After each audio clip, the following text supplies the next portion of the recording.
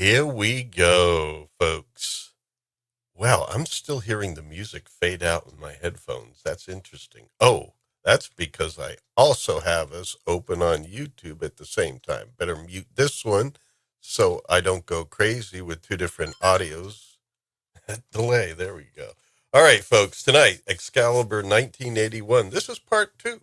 Last week, we started the film. Maybe the first 25 minutes. Uther Pendragon, no matter what telling of the story you watch or read, not a nice guy, not a good king. And so that's Merlin's mission, man, is to try and get a good king on that throne. So that's why he got the boy Arthur. He made a deal and said, okay, I'll help you with this Igraine lady, but you're going to give me whatever comes as a result, and that will be Arthur. And so tonight we get to behold Arthur being portrayed by Patrick Stewart, the Patrick Stewart. I think he might even be knighted. He's probably Sir Patrick Stewart. I don't know. But we'll ask Colin. He has a list of all the people who have been knighted and all the ladies who have been damed. So we'll check with him in a moment. But in any case, let me get my partner up here. Let me get my wife up here.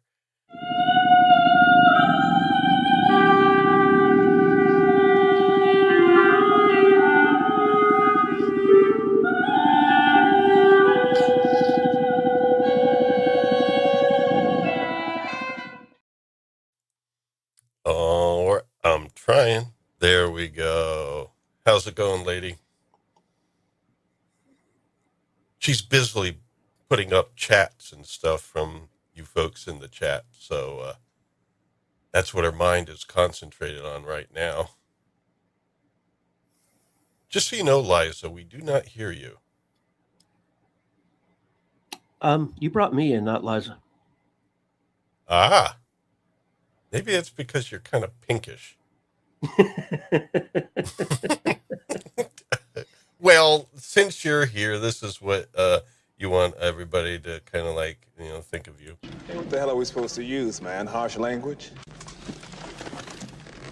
I'd like to keep this handy for close encounters. I heard that. So anyway. Well, how do you do, Sutter? Well, I have to say, that's one thing that will never happen. I don't think I'll ever marry you. So, and I'm sorry. I'm sorry to say you said Arthur played by Patrick Stewart. Yeah. Nigel Terry. Yeah, the adult Arthur. No, Patrick Stewart. Patrick Stewart plays Leo De Grantz. You'll see. We have another guest to bring on. I thought he was the young Arthur. No. he's an older gentleman in this movie. Really. Nigel Terry plays Arthur from this point on, from his young, useful self all the way to old Arthur. Yeah, I thought he looked like. Yeah, well, you could morph that face into Patrick Stewart, kind of like. Maybe you could. Liza doesn't look anything like Patrick Stewart. Not in. First of all, he has dark hair. Yeah, well, the only versions of Patrick Stewart I've seen is like pretty much no hair. Exactly. You never saw I, Claudius?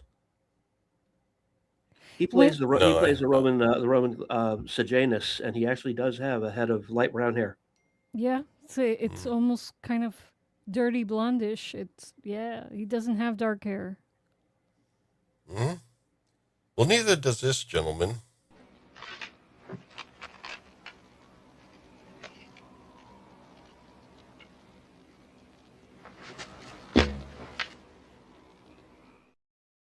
And now, to save the show, an archer by the name of Colin is here. Yes, sir. I used to have dark hair.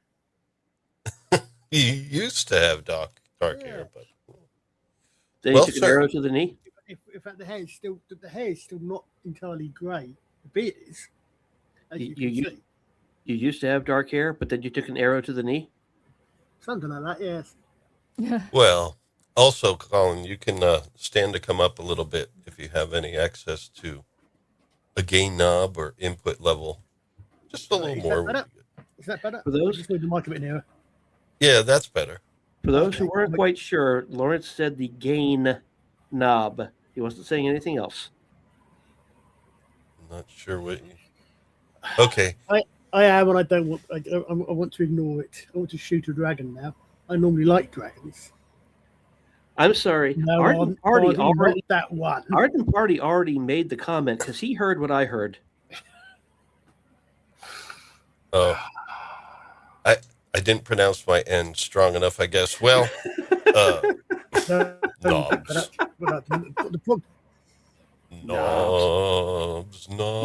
Knobs. Well, before we get started on this film, and that always went up again knobs. So.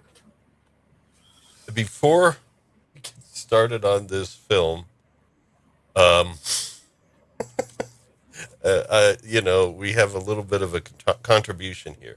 The gentleman that sent this in was here last week. His name's Alex from FFSI. There is a link to that channel in the description. Colin works with him on books and stories and things. And he sent this in, if I can get it up on screen. And what? Yeah, we got her up. And now I'm going to play this. This is, as you see, it's titled British Humor at its Finest.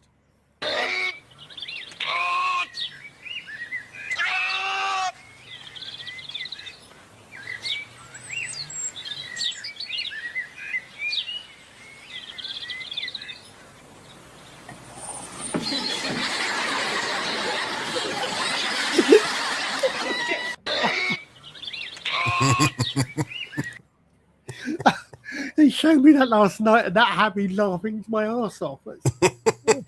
It's hard for me to see. What did he slice? A sandwich? No, he pulled a pint. In a pub. Yeah. Let's get over there if we could. Oh, I see. Yeah. He's putting it like he's putting a pub. You can't pull it. You can't pull it because it's pinned. Well, it's a draft. That is the late great Dave Allen. Okay. It's an Irish comedian who spent most. He lost his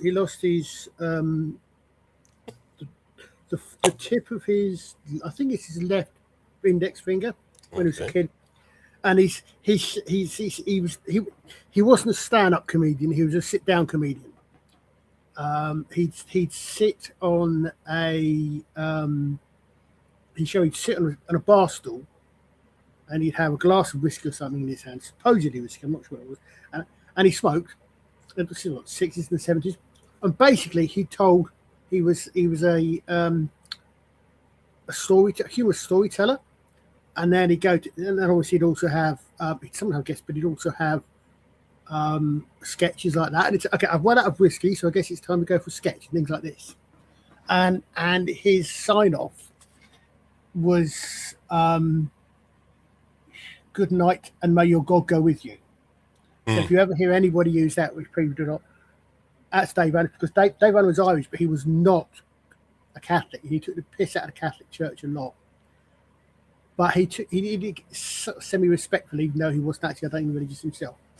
But that's who that is in that sketches. That's all right. Well, anyway, this is a good funny there and appropriate for where we're coming to. That's what I thought without. Now, I'm going to have to change the description after the show because I don't know. I just somehow in my memory I remembered it as Patrick Stewart playing a young King Arthur. No way. And so I just forced it on my mind. I was looking at him. I'm like, well, I can see. No. Well, I mean, the young, like Not he mostly had a hat on. A young Patrick Stewart. The man Liza, who plays Liza. Arthur looks totally different from Liza. Patrick Stewart. Liza, give Lawrence a break. He's admitting he was wrong. Let him correct himself. Yeah. Patrick Stewart. You Well, grew I was up like, watching Patrick I was going to ask Stewart on Colin, Star Trek. what kind of accent did Patrick Stewart have in this? Because the accent he had earlier on as a young man was odd. Well, it's sort of he's but the thing is, he's supposed to be Leo De Grantz. He's supposed to be Gawain's father. Mm-hmm. Not Gawain, Guinevere's father in this, and I have my. Oh, that guy. Yeah, that guy. Right, he's one of the first ones that his Arthur's. Well, that's good. I'll have to change that. He still is in this week's thing. It's just he was that guy. Yeah, he's in it. Yeah. But so Nigel Terry as young King Arthur, what kind of accent is it that he was having there? Because that sounded a little bit weird to me. It sounded a little bit Cornish to me, a little bit Cornish Welsh West Country. Mm-hmm. Okay, which I guess would be appropriate, but when he was mature, like older, when it went to the scene with Lancelot, his accent was different there. Yeah, I think it was I think it was possibly been an older character. I don't remember the top of my head exactly what he sounded like, but he definitely sort of sounded a bit wish. I think what they was trying to do, bearing in mind this was still made in the 80s, his accent was what we might call, in this country, we perhaps call a yokel, a country boy, country bumpkin. Not necessarily being rude, but being the implication being a bit unsophisticated, not brought up in the city sort of thing, because he's been brought up as. So I think that's perhaps why they gave that sort of an accent. That's maybe what it's supposed to indicate or suggest a little bit that he's not been brought up in the ways of the world, doesn't which is why he does some of the things he does, where he's not actually brought up to be a knight. Why he's not been brought up to be a knight, I'm not quite sure, but especially since he thinks the Clay is his brother. But then again, he should be a squire at this point. Yeah, he should have been. But I'm going to be doing some edits of the description afterwards, but yeah, I did. That's one thing. It was easy to think that Nigel Terry wasn't the same actor for young Arthur as older Arthur, although I guess it was, because the accent was different too. It seemed like a different person. Funny thing is, he was 35 when this movie was made, and he played Arthur from teenager to young adult to old man. Also, Cherie Lunghi, and this was her first film, by the way. She was 29, playing Guinevere from teenager to adult to an old woman. Yep. Mm-hmm. No, it was definitely. I think it worked. I mean, you felt a change, even though it was the same actor, obviously the same age in both parts. It did feel like younger and older, and so they did a good job there. I just don't know what happened with my brain that I thought it was Patrick Stewart, because I was just looking at him and I'm like, well, you remember Patrick Stewart being in it, but okay, simple question. All you have to think of is, can you at any time ever see King Arthur shouting "Atomics"? Yes, yes, I can, because I saw the 1984 Dune. No, that's what I said. Can you think of King Arthur doing that? 84. Oh, King Arthur? Yeah, that's what I said. Really. No, exactly. Can you if you think that King Arthur has been played by, if that character is being played, if you think the character's been played by Patrick Stewart, just think, okay, can I see that character doing that? No, okay, fine, it's not Patrick Stewart then. I don't care about however many years he played Picard. That's my go-to Patrick Stewart. To me, honestly, it's in this one where he's being asked, "Are you with us or against us?" And he looks around and just goes, "Against you." I mean, yes. Wow. I mean, he's very But good. yeah, but he was saying against you to the people that didn't want to follow Arthur. Yep. And well, we're going to get to it. Let's get to it. So here we are. Oh, by the way, Mhm. this set right here, it was never created the way he wanted it to, but this was where he was going to have the set for Rivendell if he was able you to can make Lord of the tell. Rings. You can tell. Oh, yeah. It is very Rivendell-like. I like it. Next round's on Mr. Garibaldi. Oh, somebody made it. No, I just hit the wrong video. Oh, Oops. I was supposed to hit. Get on with it. But if someone sends in a super chat, you will get the Garibaldi honor. But anyway, instead we see a sword sticking out of a stone, and there's a guy. Yes. real quick, can you go back a slide? Yeah. We're back to slide 1. Notice, Excalibur, glowing green, magical. But forward a slide.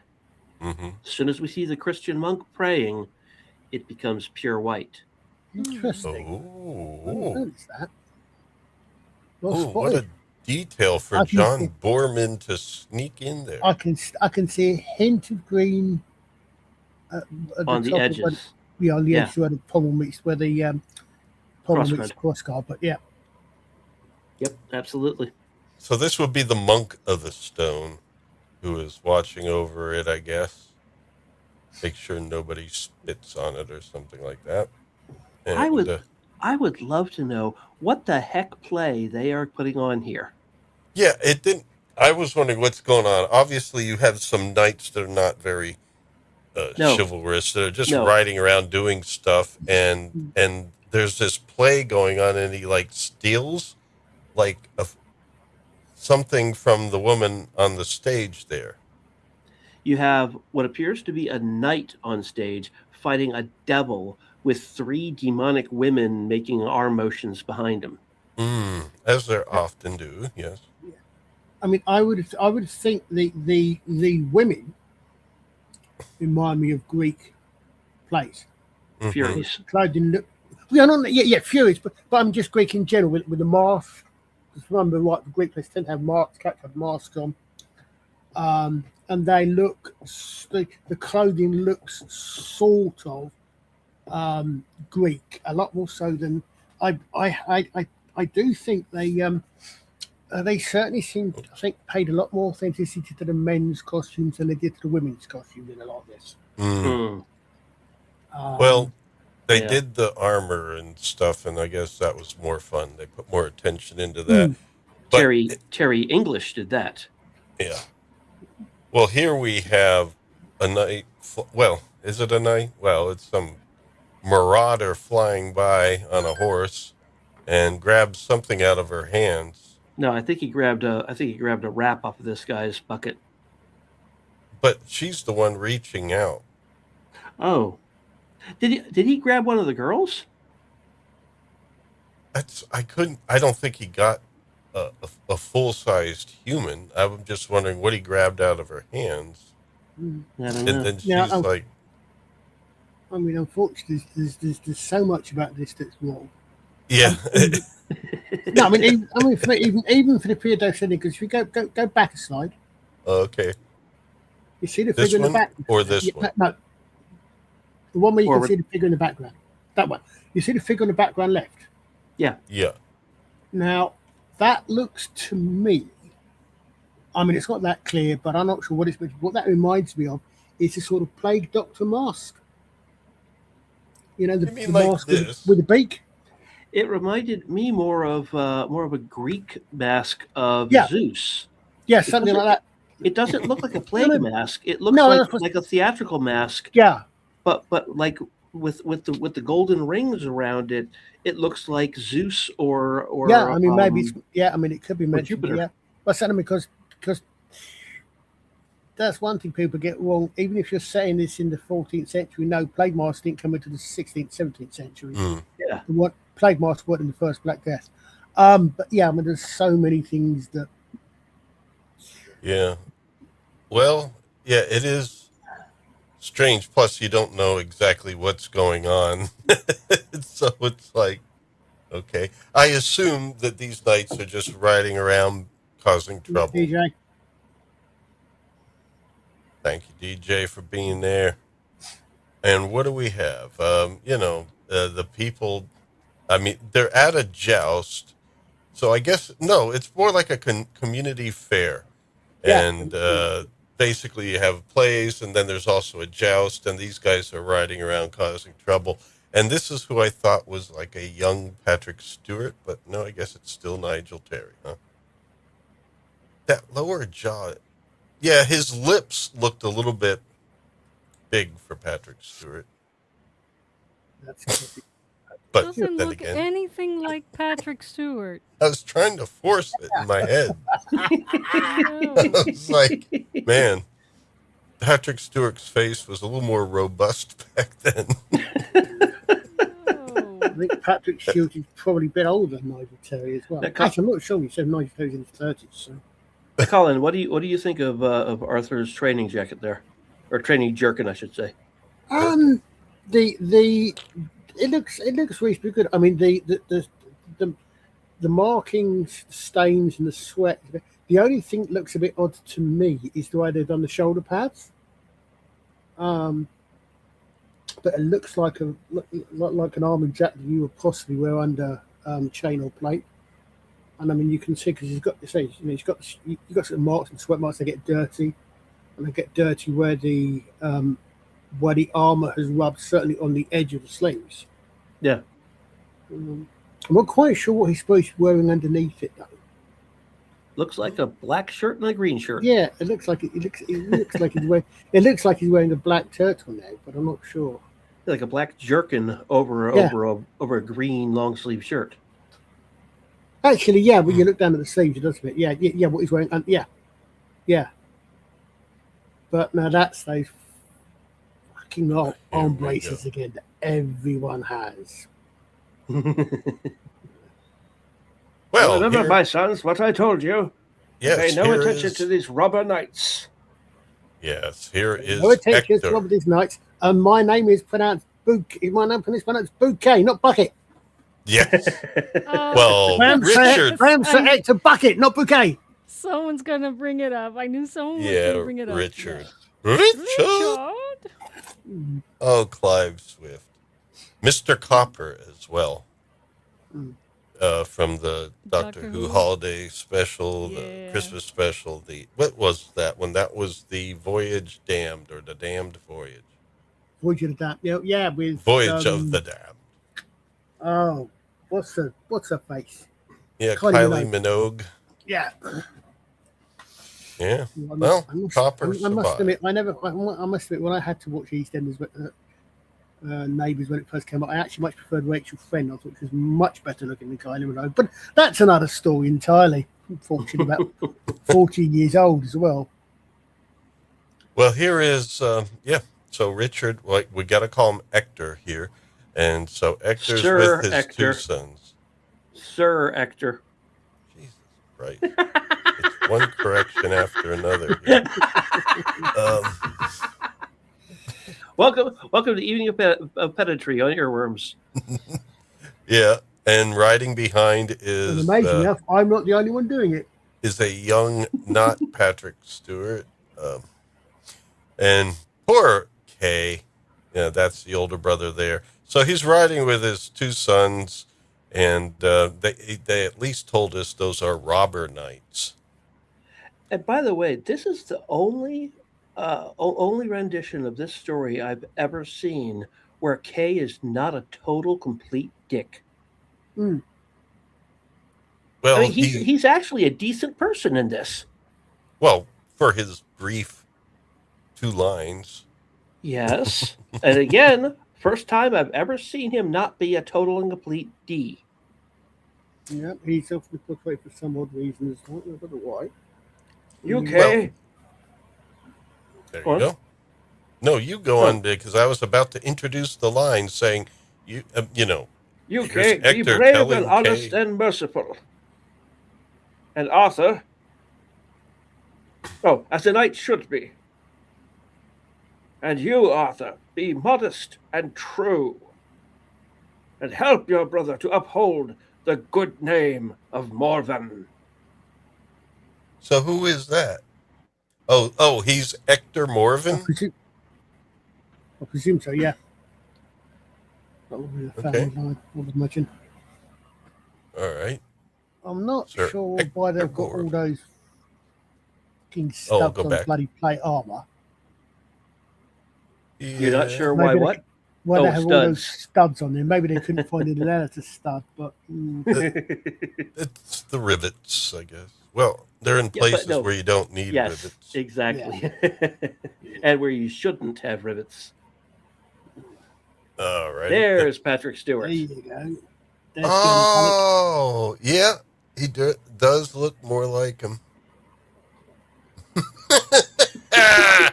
Amazing. so- Patrick Stewart looks more like Patrick Stewart than Nigel Terry does. I know, I was shocked. Well, Patrick Stewart looks more like Patrick Stewart than Nigel. He looks like Nigel Terry. However, we should put it. Yep. Well, so his name is what? Lundquist or something? Leo De Grantz. Leo De Grantz. Okay. Lion. I'm not sure what class would be. So I'll change the description later. Because right now he's playing King Arthur. All right. We won't get on AI search results if we have misinformation. So there we go. We're having our joust, which is basically, A free-for-all. yeah. And it seems like this is where they got the idea, the concept for rodeo clowns from, because there's people running on doing stuff.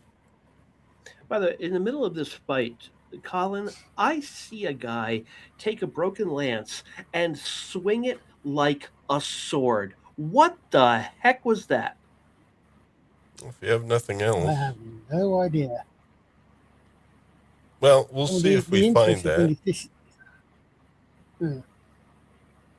We'll see if But I we mean, 'cause find what that. you got to remember is what you have to remember is that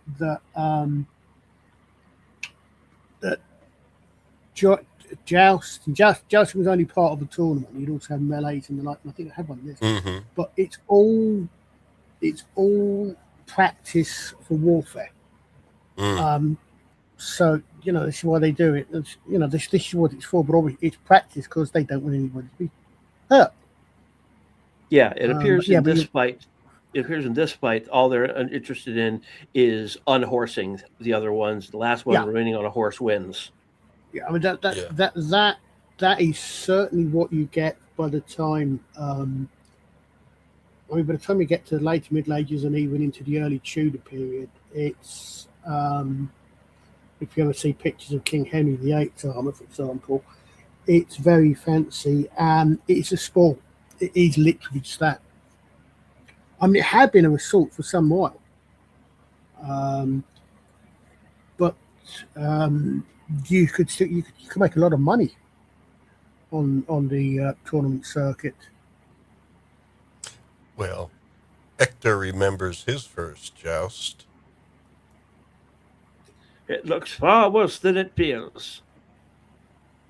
Yeah, because he's planning on putting K in there. And I guess Arthur is just going to be K's page or whatever. Not sure what they call it. Squire. Squire. Page is younger. Like a fender squire. Sure, why not? Oh, no. Liza got bad news about Fender today. Yeah. The company that makes guitars. The Stratocaster design was pretty much anyone could use it for the longest time. And now that it's coming up to be close to their 80th anniversary, Fender is like enforcing it now, their ownership of that shape in the places where they can. So I guess it's not in the U.S., but they can in Europe and in Asia. Well, they're trying. They're trying to. Here in the United States, the body shape, the double cutout body shape of the Strat is public domain because it's basically ubiquitous with electric guitar, but they went after some. I think it was a Temu vendor or something, and the Temu or whatever discount vendor didn't show up to court in Germany, so they took that as a win, ran with it, and are trying to destroy all non-Fender Strat style body guitars over in Europe. What? I don't think they're gonna get away with it. I would hope not. And the thing is, this is just a blemish on their name and the name of their founder, who would never, ever in his dreams, he was a builder, would do this. Yeah, Leon Fender kind of purposely left that design open to the body. They only patented the neck design. The Well, the head- headstocks, the headstock. headstock specifically. Yeah, but they fit He on only the neck. cared about the headstock. But the thing is, he continued to build guitars after he sold the company to CBS, and he was just building guitars, and he had no interest in.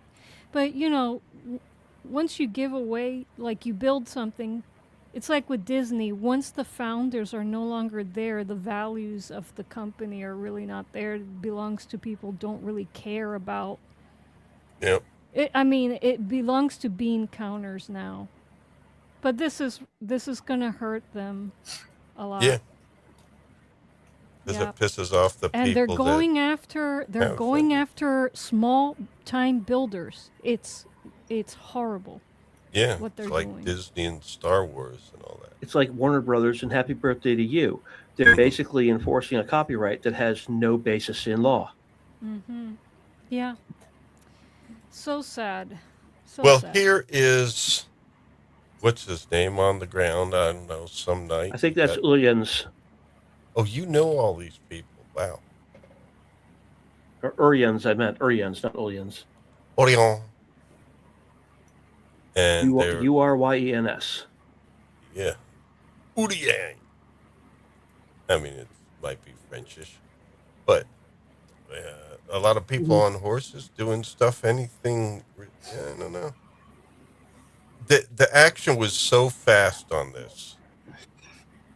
You know, that's why the shots can be a little blurry, because it was fast action, and I don't know, I guess it works. I mean, as an audience member, you get pretty much the concept of what's going on, but yeah, it is a little chaotic. What does this say? Camelard? Cameliard. That's where he is. Cameliard yeah. is his kingdom, or his domain. Okay, yeah. Possibly, often thought to perhaps Cornwall. And it seems like Maybe. people who win jousts, the knights that win jousts get a shot at pulling the sword out of the stone. Possibly, yeah. Because God! that's, Sorry, go on, because that's... no, you can say it, definitely. Oh, God, send us a true king, worthy, but the land bleeds. We are unworthy, but the land bleeds, the people suffer. Oh. We have sinned, but on this Easter day when Christ rose from the dead, may one knight here rise through victory in arms to find the grace, to draw the sword and be king. So you're in the high medieval Slap. period, and Yeah, you exactly. are fighting on Easter Sunday. Okay. Slapping him with the holy holly. Yeah. Well, there was some corruption at the time, you know. But, you know, I guess this, is a period where it's a combination of new Christian ideals, but still some sticking to Shouldn't the be. old ways. It shouldn't be. Not in the Because- 4th century. In the 14th century, it shouldn't. They're in the 14th, not the 4th. I mean, they're clearly setting this. I mean, everything about this. It's as I said, it's fine. But everything about it seems to be set in the 14th century, not the 4th. But the Right. story is in the 4th and 5th Yeah. century. Yeah, if it's not the 4th and 5th century, then yeah, they will be. they will be handed to, as we saw in Merlin. By my right of Oh. victory, by my blood, give me the power. Power of Grayskull. Everyone's watching, and he yanks. And he yanks. Come on, Leo De Grantz. Ah! Oh, The priest- this is Leo De Grantz. Yeah. The priest pushes them out of the way, pulls a pint of water, and says, "Here, take this." Pulls Well, a pint I of mead. must say, the grunting, the grunting did not seem to have that Patrick Stewart flair. Sorry. The priest did not push him away. He basically just kept pulling until his hands slipped and he. Yeah, no, I said, fell back. the priest, I said, at which point the priest pushes him away, holds the sword, pulls a pint of mead. Yeah, exactly. Yeah. Look, it's like this, dummy. Yeah. Aw. So you failed the test to become a barkeeper. You're Mhm. gonna have to remain being a knight instead. I used to have a dual tap on my bar back in my old house, and one was for Guinness, so it was a nitrous tap. The other one was for regular beer. It was always fun watching somebody when I would pour a Guinness who didn't know how Guinness is poured, going like, "What are you doing? You're gonna get ahead." I'm like, "Yeah, I know. That's what you want with a Guinness." Yeah, So at what- None of Guinness has a head. So at what age did Patrick Stewart go bald? It must have been pretty early. Had to been Yeah. in his mid-30s. No, I think it's before that even. I think 'cause I'm not sure he might be wearing a wig in Claudius. I know he said he went bald, or at least lost all of his hair very young. Well, this is 6 years before the Next Generation, right? Yeah, Next Generation was 87. This is 81. He is only 12 years older than Guinevere in this movie. He's 41. She's 29. Apparently, Leo De Grantz got real busy real early. Yeah. Oh, well, at least he's in his 40s, man. I mean, I don't know. Barely. Mm. And she's almost in her 30s. And then what's going on here? This, Oh, let's prepare and be ready. Well, the guy who won the first joust couldn't do it. Time for a second round of jousts. oh, It goes on all day, buddy. Who would joust for the right to draw the sword from the stone? well, since the sword has, some sort of property where it cannot be pulled unless it's the right person, why do you need to have a jousting competition to get a try? So you can prove your worth in combat. Well, the sword proves your worth. I know. Arthur, where is Kay's sword? I don't know. A We good left it squire in the doesn't forget his knight's sword. Mm-hmm. I left it in the tent, Father. You'd Well- better go back and get it before it's too late. Hurry and get it. Go, run. Yeah, he's got to head back to the RV. Only to find it's been stolen. Now, when he was running here in the distance, I guess it was the angle of the shot, he almost looked like a little person, like it was Warwick Davis. Hmm. Stolen. Oh, no. Someone stole their sword. Yeah, but he looks, and there's the little turd running away with the sword. Oh, I guess you didn't get that, No. that slide. But he does see the little kid who looks back and then starts running away even faster. So Arthur starts pursuing. well, looks like Arthur is about to, try to make another one, forge another one, but Now, this, the guy with the circlet there and the mustache who's working on that sword, I guess, that, my friends, is Terry English, the armorer who Ah. worked on all of the armor in this movie. Wow. I should put him in the Look who's doing that, description. What was that, Colin? I said he always knows what he's doing there. Then You can presume. But Arthur gets tempted and starts to reach for a sword, and the other guy, Terry looks at him like, "Do you want something?"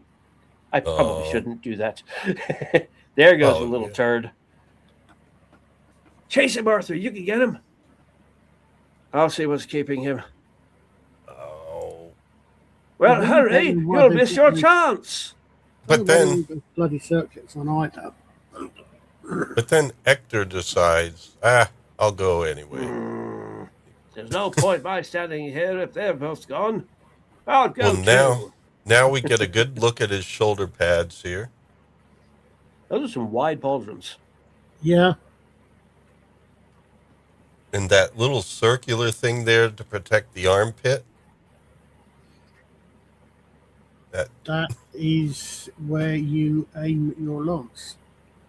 Oh, okay. That's the lance target. Yeah. Well, that helps. That's convenient for the opposition. Yeah, It's I mean, it gives convenient them- for you. It gives them something to aim for, so you know where the impact's going to come. Yeah, you're basically saying, please hit me here. Even if you penetrate, it won't be a lethal, probably. Well, okay. So now I'm getting this whole thing down. You got to learn the rules. But yeah, it's one of those things where that's a small enough target. What if they're probably going to miss? Yeah, Colin, I just want to say it really is wonderful having you on this show to talk with these things about, because I know a little bit about this stuff, and you've been confirming everything that I've learned. I'm like, yay, I know something. Well, Colin has pulled a few drafts in his time. I wish. Well, here we go. Here's I'll the make sure I pulled in my time. Well, Kay needs a sword. Here's a sword. yeah. One The sword's as young- good as another, right? The young Nigel Terry Stewart. Wouldn't he know that that's what they were playing for? Sure. He even knows what the sword's name is when he gives it to Kay. It's like, But it's all right. available. It's there. And it No has one a else- video clip. No one else can take it. Let me see if I can. Shing! Oh yeah. Play your clip. Play your clip. Play the clip. Play it. Play it. Play it. Play it. Play it. Play it. Play it. Like, The way he stumbled backward, it certainly gave Patrick Stewart flair. Was the Yeah. priest sleeping there? yes, he was. Yeah. Okay, so he didn't witness the. No. Okay. No. Yeah, that's him to the side there, right? Yeah. Yeah. But you definitely can tell the way he staggers back. He wasn't expecting the sword to come loose like that. No, I knew. Whoa, that was easy. he's probably What? he expects he's going to have to put it. It's an effort. Yeah. Why'd everyone else have so much trouble with it? Yeah. Well, the thing about this also, I've seen in this section particularly, all these examples of things that seem to, I mean, what year was Monty Python and the Holy Grail? 78. Yeah, it was before this, but I'm like, damn. Were they, because there were things just happening in this. Like this music sounded similar to how they started the Holy Grail music. Boom, boom, boom. You know, that kind of stuff. I don't know. There must have been a whole genre of Arthurian films that kind of used similar things, because I was getting a lot of Holy Grail in this. But anyway, look at that look. Wow. And it reflects green and then white and then green and then white. And then Kay comes up. Whoa, you skipped way forward in the Yeah. I didn't intend to. What happened here? When did I don't Merlin know. show up? Yeah. He doesn't show up for a few minutes here because Kay comes running up. And I was having trouble with slides. Let me see. Oh.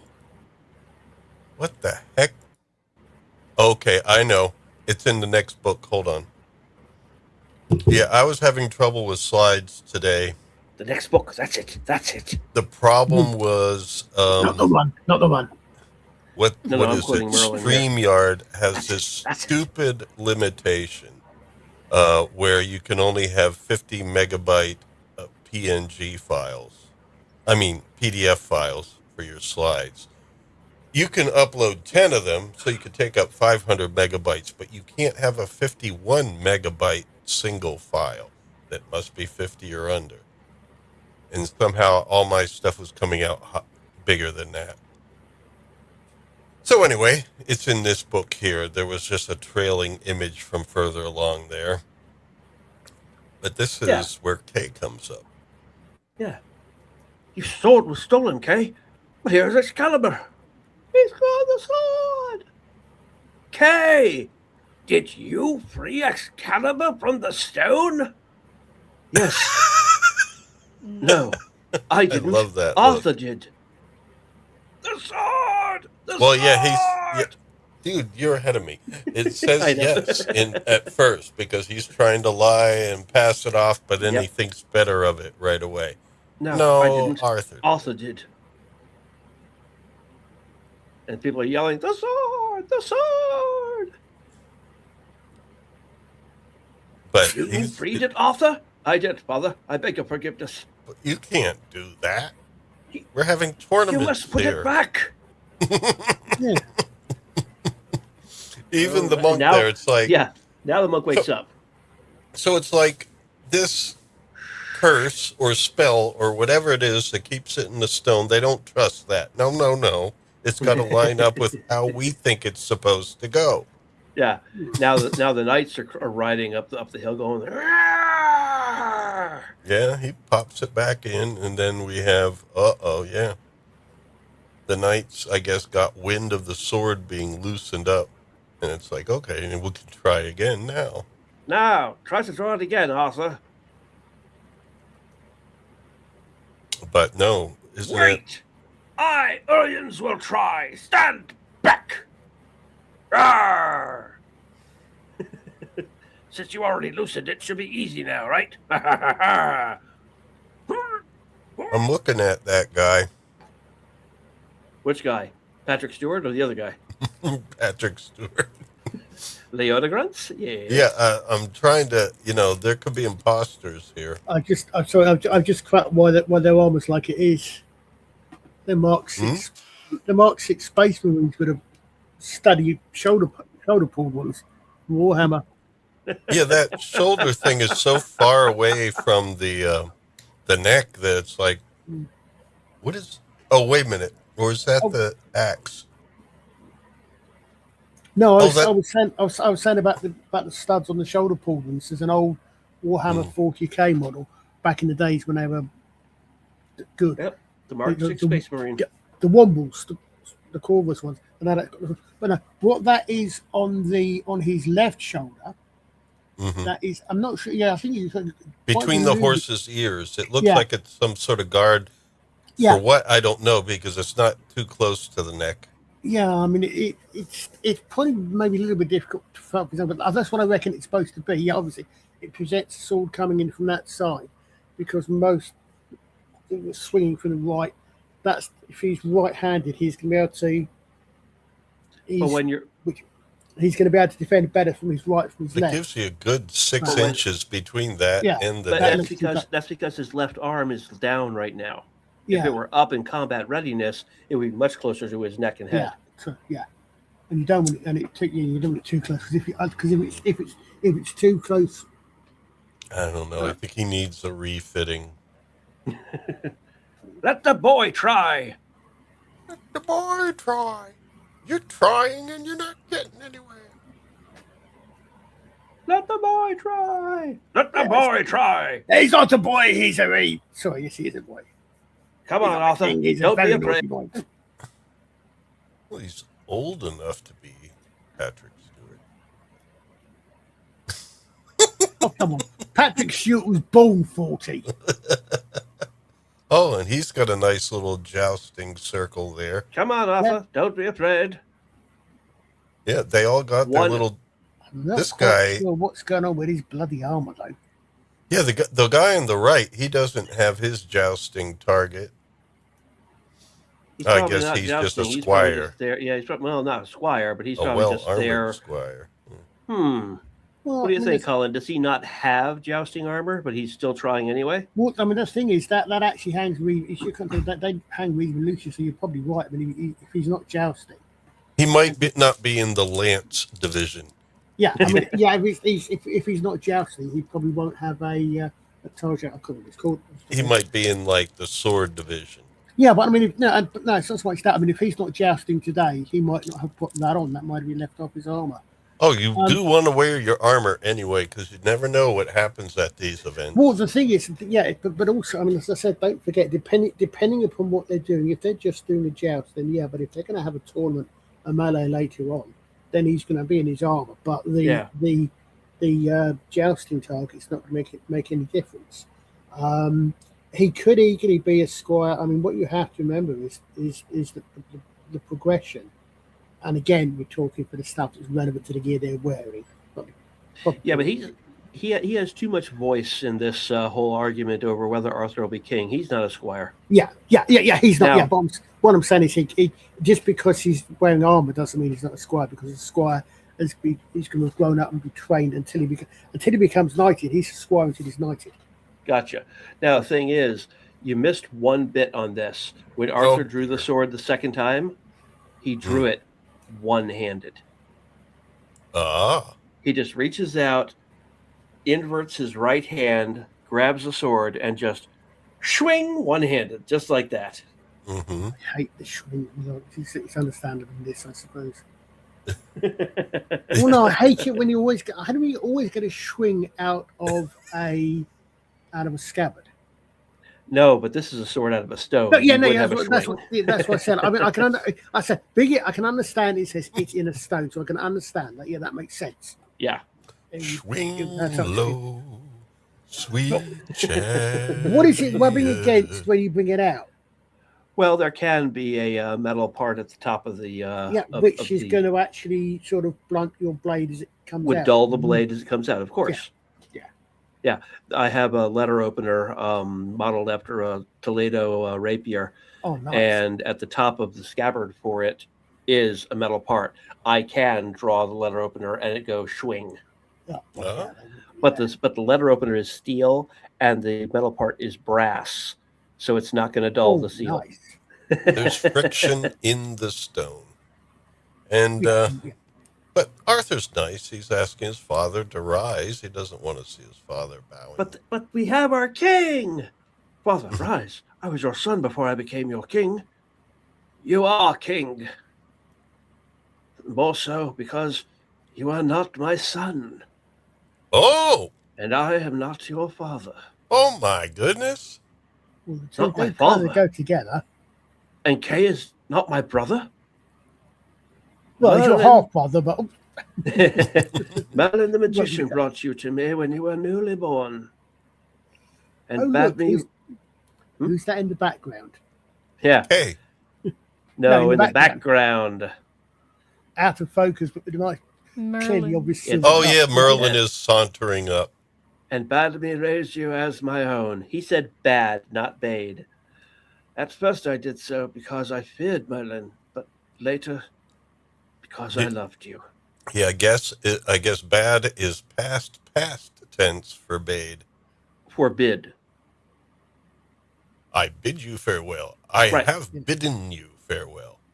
I bid you to bade do this. You farewell.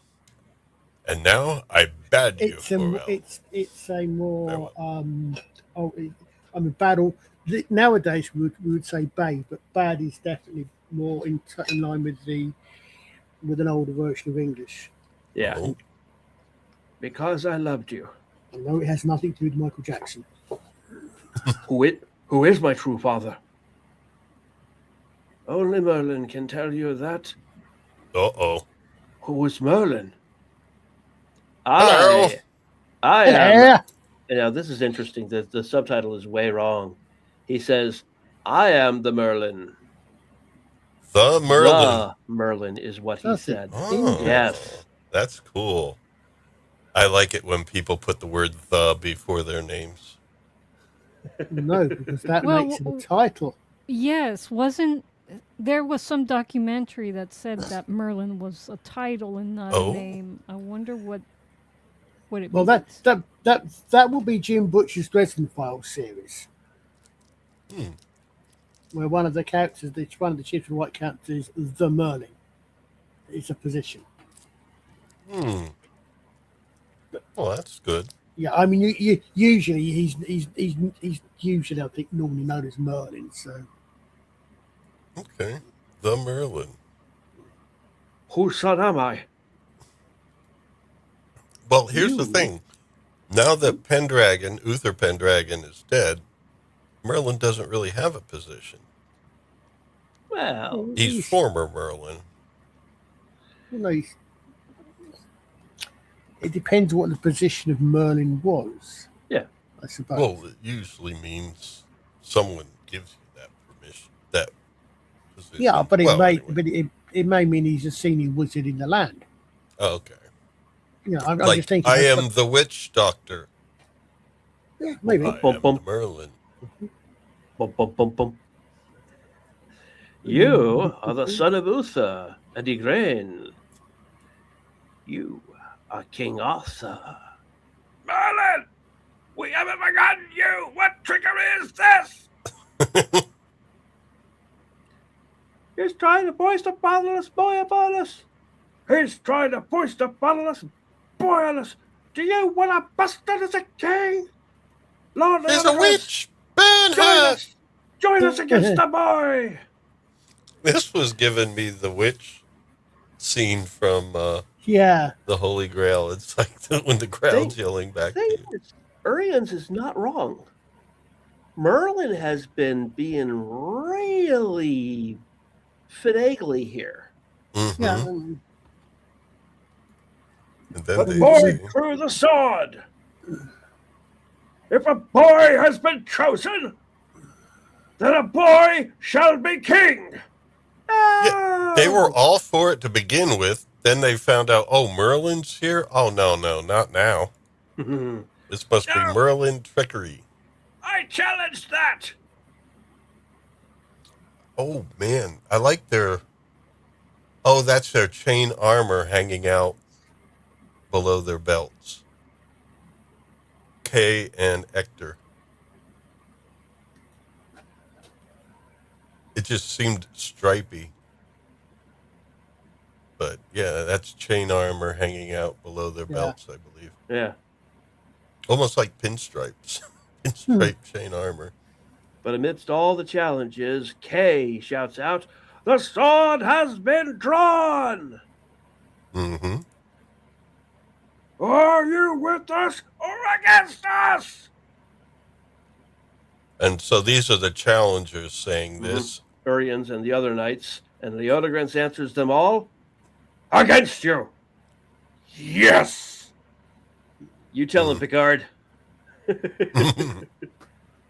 And Arthur stands alone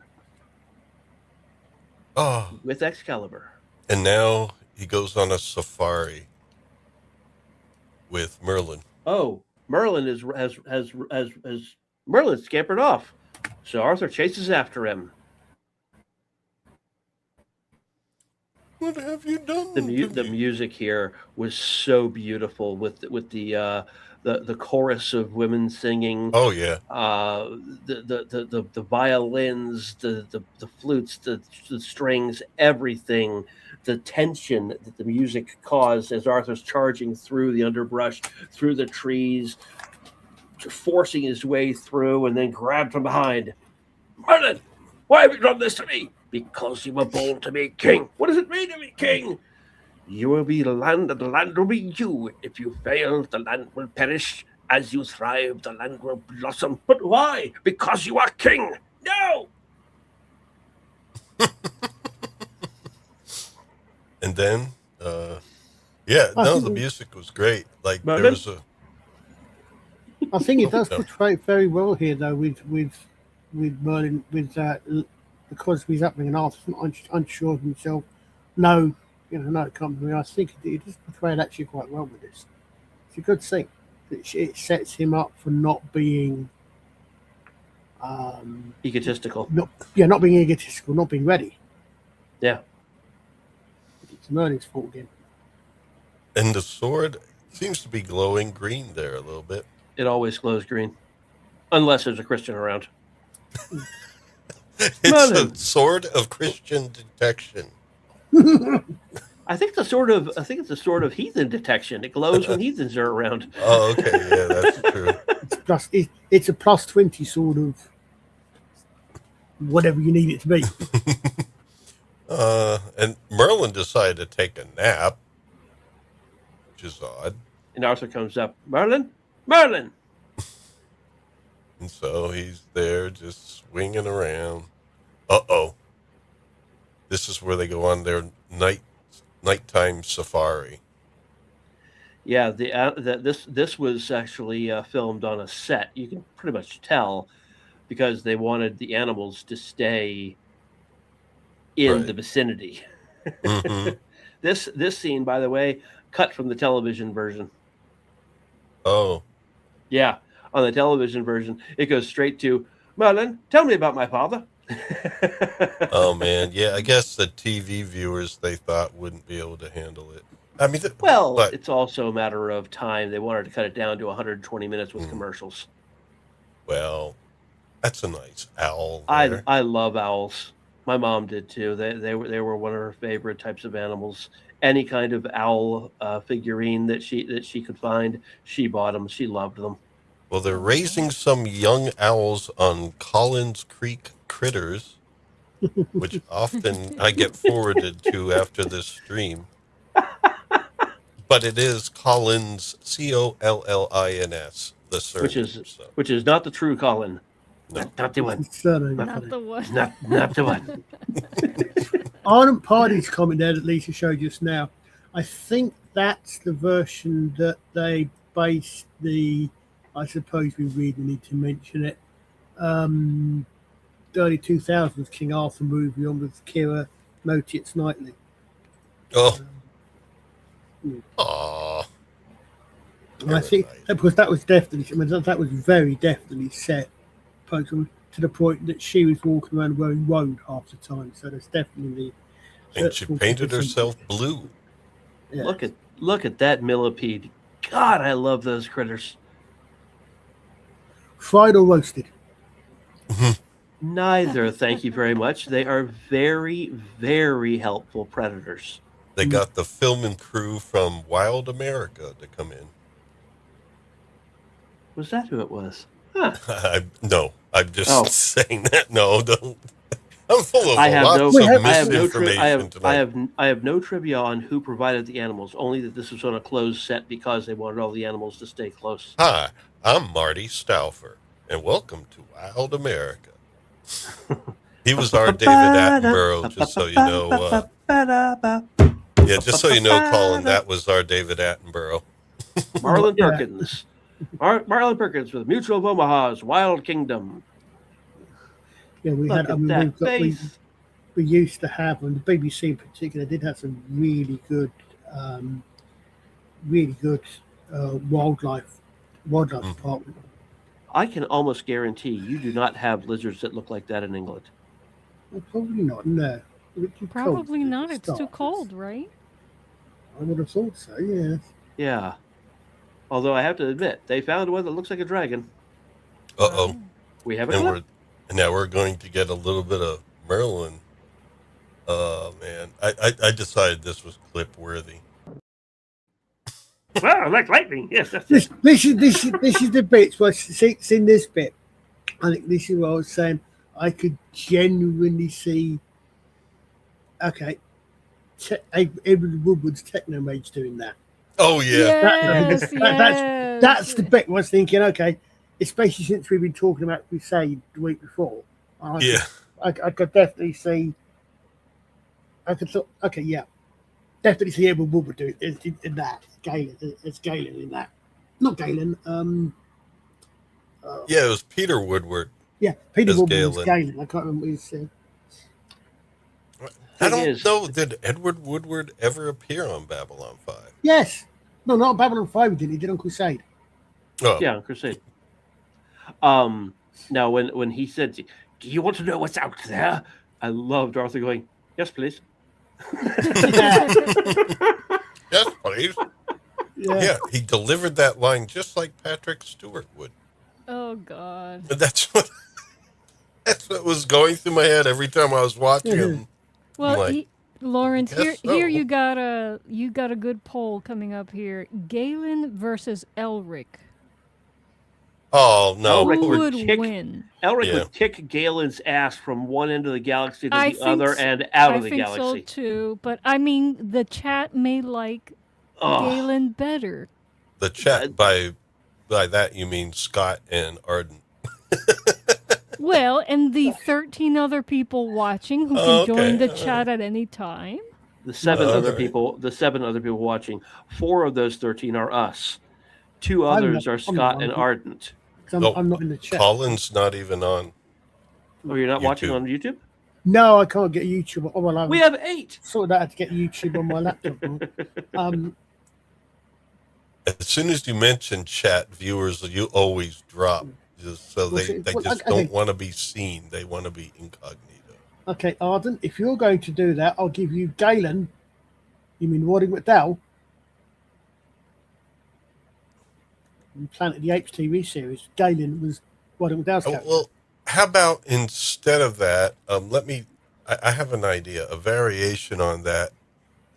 They changed the icons here. Let me Merlin see. versus Kosh. How about that? Holy shit. Wait a minute, what do you mean Merlin versus Merlin Kosh? versus Merlin Kosh. is Kosh. Next, Oh, you're going to that's- tell me he's not Merlin. Oh, Oh. come on. I already said the line. You don't have to play it. Oh. Oh, all right. Go ahead. Next, you're going to say he's No, not it'll- Merlin. It would take, I guess, a little bit. No, I don't have it easy. I'm not good at seeing anything. So next, you're going to say he's not Merlin. Hmm. Take your leeches elsewhere. Now. Next thing you'll be saying is he's not Merlin. There we go. I did find it. Thank you. And now I am going to add a poll. I'm going to vary this a little bit. How about best voice? Okay. And then we're going to throw in Elric versus Elric, Galen. played by Michael and Sarah. Or is it Mike? Michael. Yeah, Michael and Sarah. And then we have Galen. And then I think we can add another. We can add, how about Kosh? Interesting in the voice department. Yes. Elric, spoken by Michael and Sarah, with the And- amazing voice that he has. He does. And because he's related to this whole Babylon 5 / Arthurian Legends thing, we can put Patrick Stewart in. What? No. Oh, you No. don't? You don't We're- want that? No, We're Patrick Stewart has rating nothing to wizard do with voices. wizards. Yeah. Okay, then we'll put in Nicol Williamson's Merlin. Okay. Nicole. Oh, we yes, put- exciting. It depends. Are we talking? Okay, does Professor X count as a wizard? No, he does not. He's a mutant. Good. Good answer. Harry Potter Arden Party? No, but how about Richard Harris as Dumbledore? Oh. That's a good Richard- voice. I just read Arden's comment. Harry Harry Potter Potter versus versus Harry Harry Dresden. my money's on Dresden. He fights dirty. Every time. Every time. Okay, I voted. Okay. I voted. Oh, we As have an did I. interesting race going on here. Wow.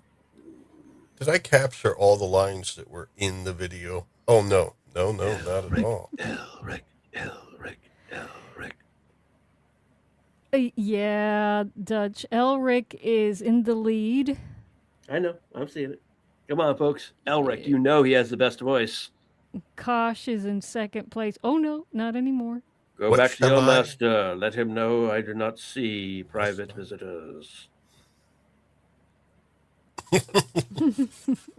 Oh, Do nothing.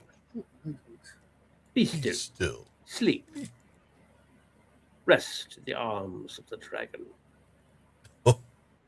Dream. Dream. That's how Yeah, he says it. dream. Dream. I told you this scene isn't on my DVD. The lousy. By the way, everyone, if you want to buy the limited edition Excalibur let's talk on Amazon, it says it is in 4K and Blu-ray, which is phenomenal, and it is. However, the Blu-ray version of the film is the television edit. 120 minutes, sex scenes toned down or cut out completely, and that entire sequence right there cut from the film, from Arthur running through the trees. He comes out at this point in the TV version. You didn't see any of that, not even the lightning strike. So, but you said there is one good thing about, well, other than the 4K being great. It is presented in 1.66 to 1 ratio, which means very similar to the ratio you're seeing in the slide here, in that it is wide, but not side to side on your screen, but it's also a lot taller than your typical 185 to 1 or 239 to 1. So you get a lot more picture in the 166 to 1. Also, they have one scene on the Blu-ray TV version that is not in any other version of the movie. I don't know what scene it is yet because I haven't found it yet, but I'm sure I'll find it. Wow. But you said there's good trivia with that. I did put the link in the chat. This is a referral link that gives me a slight commission. The price is the same, so you're paying the same if you want to buy the limited edition, whether you do it directly or through this link, but it does help the channel out with a slight commission. So I dropped that in the chat. And then if you want the Blu-ray of the cinematic version, you would need this link here. Standard Blu-ray. Elric's voice is far greater than that of Nicola. Yeah, he it's like lightning. He does have that kind of like goofy voice. Some will call me Tim. That's why I felt like this whole thing must have been before the Holy Grail, because the Holy Grail seemed to be riffing on it. Oh yeah, but it wasn't. There's also what I also think is quite sort of comes across in that scene there with Merlin, is he's pretending to know. Oh no, he's putting it forward. He knows all this stuff, and then all of a sudden he gets surprised. Oh, like lightning, sort of as if he doesn't act, as if pushing the image of knowing these things is as important as knowing it itself. As if his presentation is part of the magic almost. I also popped the DVD in there for anyone still doing DVD. But the standard Blu-ray is the full version of the film, the theatrical 185 to 1. It is in mono sound because that's how the film was originally released, and it's good. So you can get the standard Blu-ray for like $7, and then get the limited edition too. It's got a beautiful book that comes with it, full of trivia. It's got a wonderful poster, 2-sided. Dutch does have this, so he's speaking from experience. In my greedy little hands. But I do need one more sale via referral before I'm officially in this program. So if you follow one of those links and decide, I don't want Excalibur, but I could use some mixed nuts, you can order some mixed nuts from Amazon or anything else you want on Amazon. And it'll still credit me so that I can get into the club, so to speak. Do it. Do it. Well, I do get nuts. I'm able to get organic nuts. Which nuts? It's called hazelnuts. You're supposed to say these nuts. These nuts right here. Well, now we have Arthur practicing on grass, and Merlin's just watching him trimming the lawn. So Excalibur, It's part of the dragon, too. Oh, yes. Oh, you learn quickly. That's good. What a beautiful forest. What kind of man was my father? Oh, he was brave. He was strong. He was a great knight. Was he a good king? Well, he was rash. He never learned how to look into men's hearts, least of all his own. You loved him? Well, it's easy to love folly in a child. Merlin, will you help me to be wise, not to be rash? Merlin, where are you going? Where do you think? You have a kingdom to rule. But how? I don't know how. You knew how to draw the sword from the stone. That was easy. Was it?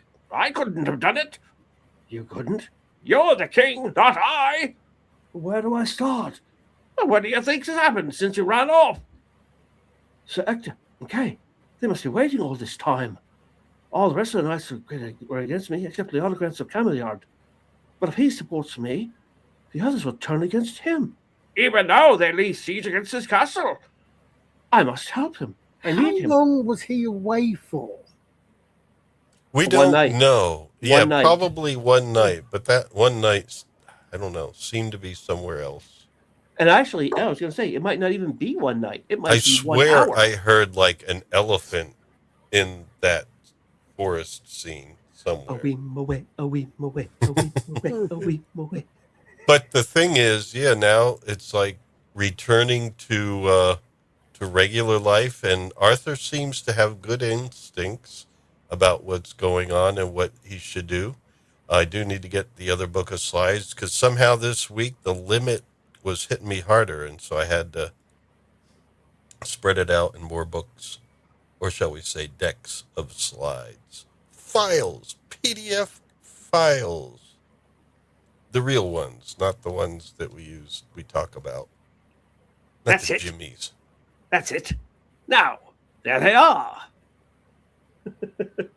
There we are.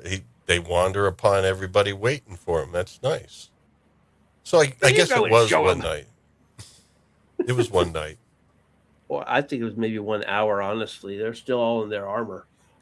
Yeah, but the thing is, what I'm saying is it was overnight. I think they were saying, but in that shorter period of time, Leo De Grantz has gone back to his car. Leo De Grantz has been allowed to go back to his castle, and the other knights have gathered their armies up and gone and besieged him. That's one thing. Oh, yeah, I guess it does have to be more than an hour, doesn't it? Well, yeah, travel time being what it is. But Colin, quick question. Yeah.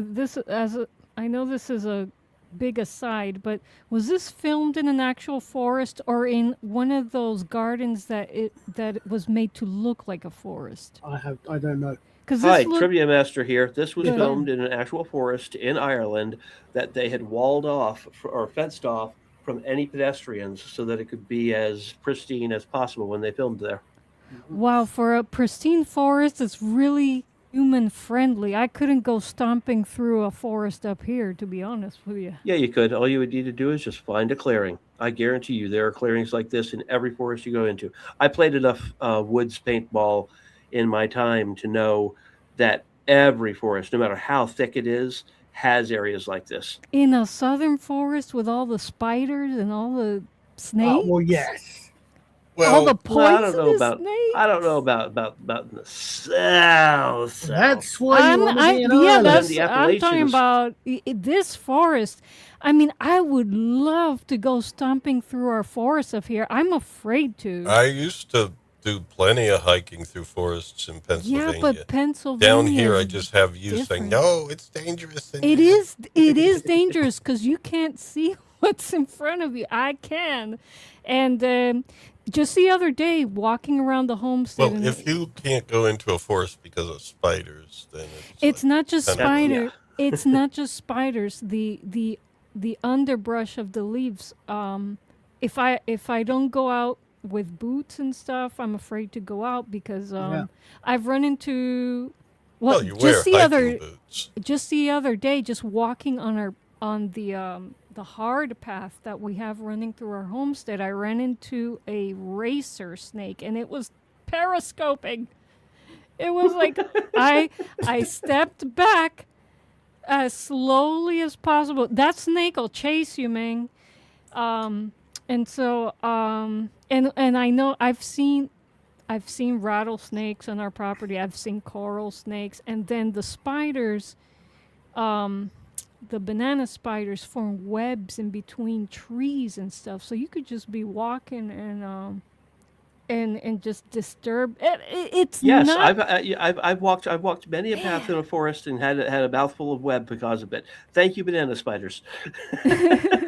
I would so enjoy to walk through a forest like that where there aren't, like, you're not afraid to be confronted by snakes or Well, we can spider go up to webs. Pennsylvania. Just get yourself a suit of armor. No problem. You can walk, no problem.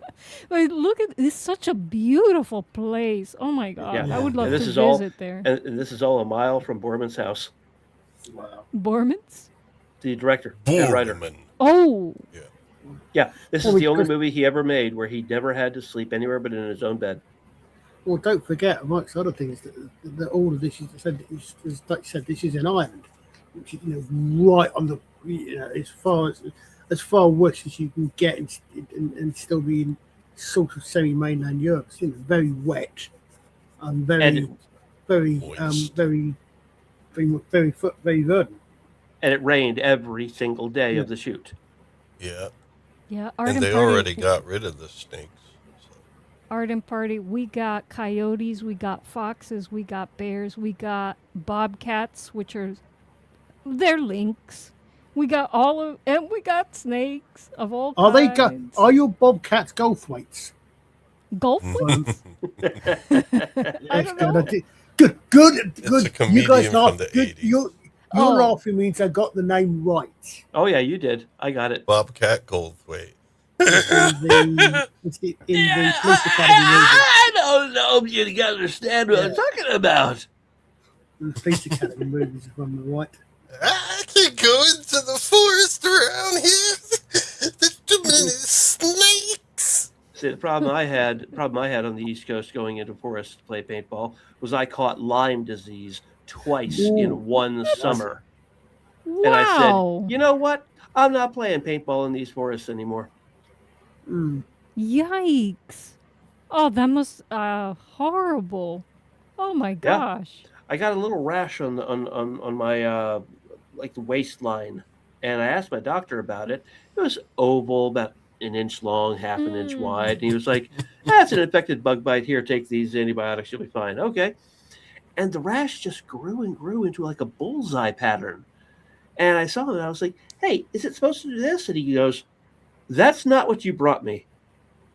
It's like, you need to stop taking the antibiotics I gave you and start taking this instead, because What'd you they have give Lyme you disease. I out of- forget. Oh my gosh. Yeah, but it cleared the bullseye, and I've never had any problems since. Oh, The thank sec- God. The second time I got Lyme disease, we are presuming I got Lyme disease because it was a deer tick and it was in Maryland. It's an epidemic all along the East Coast. I've heard that. Yeah. Yeah, if you get bit by a deer tick, you have Lyme disease. Period. There's no question about it. Gosh, man. Yeah. Invest How do in you all. tell deer ticks from other ticks? Dog ticks are huge. Deer ticks are small. Okay. A deer tick that has excuse me. fed on you for quite a while gets quite large, but you can still tell the main body is quite small. And box ticks are the bane of good storytelling and filmmaking. Ardent Party, you need to be very careful about bears if they have cubs with them. They will not run. They will kill you to defend their Yeah, young. I did come across bears twice in Pennsylvania when I Oh was hiking. gosh. Oy. No, the one just black time bears. my bike chain had just broke because I was mountain biking, and it just broke, and I knew I would, as soon as I got to the end of the path, I'd be able to just go home pretty easily because it was all downhill from there. But it was like, I don't know, I saw the bear walking around, lumbering around. At first I thought, what is that? Is that a dog? But then the lumbering motion was like, no, it's a bear. And I don't know. I just waited and waited until it went by, and I just left. Yeah, typical black bears don't care about humans. Typical black bears. The other time it just ran across the road. So obviously these bears were around people because there were hiking paths there. So it was fairly normal to do that. But in any case, everybody's happy that Arthur came back. Arthur, I knew you wouldn't fail us. Go on, tell them. I picked out a horse for you, Arthur. That's Kay telling him that. Mm-hmm. All these men are loyal. Now what do you want us to do? How? We waited here for you. Any man who would be a knight and follow a king, follow me. Where to? Where are we going? To Leo De Grantz. It's under siege. You're beaten, Leo De Grantz. So Guinevere is really Guinevere De Grantz. No, she's Guinevere. Oh, what did he say it was? It was it was Caldiara? Okay, Leon. Hold a second. Oh, what is that, Doctor Who? The Fangs of Weng Chiang. Cameliard. Yeah, he looks like Wang Chian right there. No, when you were asking earlier, what was he yelling when he was yelling Cameliard? He was yelling his family name. It's those multiple name things. Yeah, Cameliard is his kingdom or his castle. He's the main. Those darn people with their first and last names, how dare they? Well, no, it's not that. It's just like there's multiple last names, like the Lord of something or whatever, the Duke of this, and it's like a different name than theirs. Yeah. You're funny. I mean, the thing is, if we're depending upon what setting is, you do have the again, if we're going back to the proper setting, Arthur wasn't so much king as the high king. Mm-hmm. Because there were other kings, minor kings of lesser standing, shall we say. He didn't unite one kingdom. He ruled a kingdom of united okay, so I'm talking in general, but he would have ruled a kingdom of united kingdoms. In other words, not smaller kingdoms. Right. King Leo De Grantz, King Mark of Cornwall, King of a lot of Orkney. A lot of them all as kings, and I think they are in Mallory. If Lisa's come across those yet, Lisa's come across those yet. King Leo De Grantz of Cameliard. Yeah. Yeah, Merlin has pretty much dominated the vote. All right. Surprising that he beat Elric. I think it's because now and then he's speaking and then he goes like this. Yes. This is a very good example of what I was saying about the women's clothes. Right? If you notice the lady in brown helping the guy there, she's got too early for the period of the clothing doing their hair, but she's got sort of Norman period cover sheath, head cover, held on by a not coronet, just by a band. A circlet. She's wearing a circlet. Thank you. Yes, she's wearing a reasonably ordinary, straightforward wool, probably dress. And whereas Igraine running right, when we running there in the background, looks like a bloody gypsy kid out of a Kate Bush video. And yet she's supposed to be the daughter of a king. Exactly. You meant Guinevere, right? Yeah, Guinevere. Sorry, yes. Well, thank you, Dutch, for gifting memberships to our audience. Mm-hmm. If you are one of the lucky 5. Arden Party has now gotten a membership from me, I think, for the 3rd time. You could renew one of these times. But if you don't want to, I'm glad. If you don't want to, I'm glad to gift them.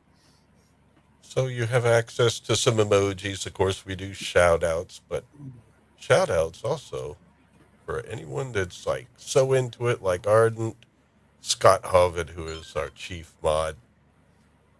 You always get shout outs. Gavin Blackburn comes with comments, and that helps us. Yeah, definitely after the stream, or if you play the replay at some point, the comments really do help. It helps No us get worries, before party, more party. eyes. Oh, yeah. Comments don't cost anything, and it gets us in front of more eyes, and that helps. Because any interaction spreads YouTube videos and puts it on the recommended for other viewers more often. But yeah, Leo De Grantz. Interestingly, I noticed he is still wearing his Jousting armor. Jousting armor. Yep. Well, down on the left there, I almost wanted to see somebody trying to crawl into a wicker basket like in Holy Grail. That's what I mean. I see so many things in this where I can't believe Holy Grail was before this. It's almost like they were doing this film in parody. One thing I absolutely adore about this film was made in 1981. This was after Star Wars, Raiders of the Lost Ark, and The Empire Strikes Back. All three of which used the King Wilhelm scream. Mm. Yeah. This movie has multiple people fall to their deaths in multiple different scenes throughout the film. They never once used that piece of garbage scream. Mm. It's good to source your own screams. Yes. That scream pulls me out of a movie every time I hear it. Here comes Sir Robin. He's not running away. No. He's running to the battle. Ah, this is the brave Sir Robin. He was not in the least but ready to be mashed into a pulp, or to have his eyes gouged out and his elbows broken, to have his kneecap split and his body burned away, and his limbs all hacked and mangled, brave Sir Robin.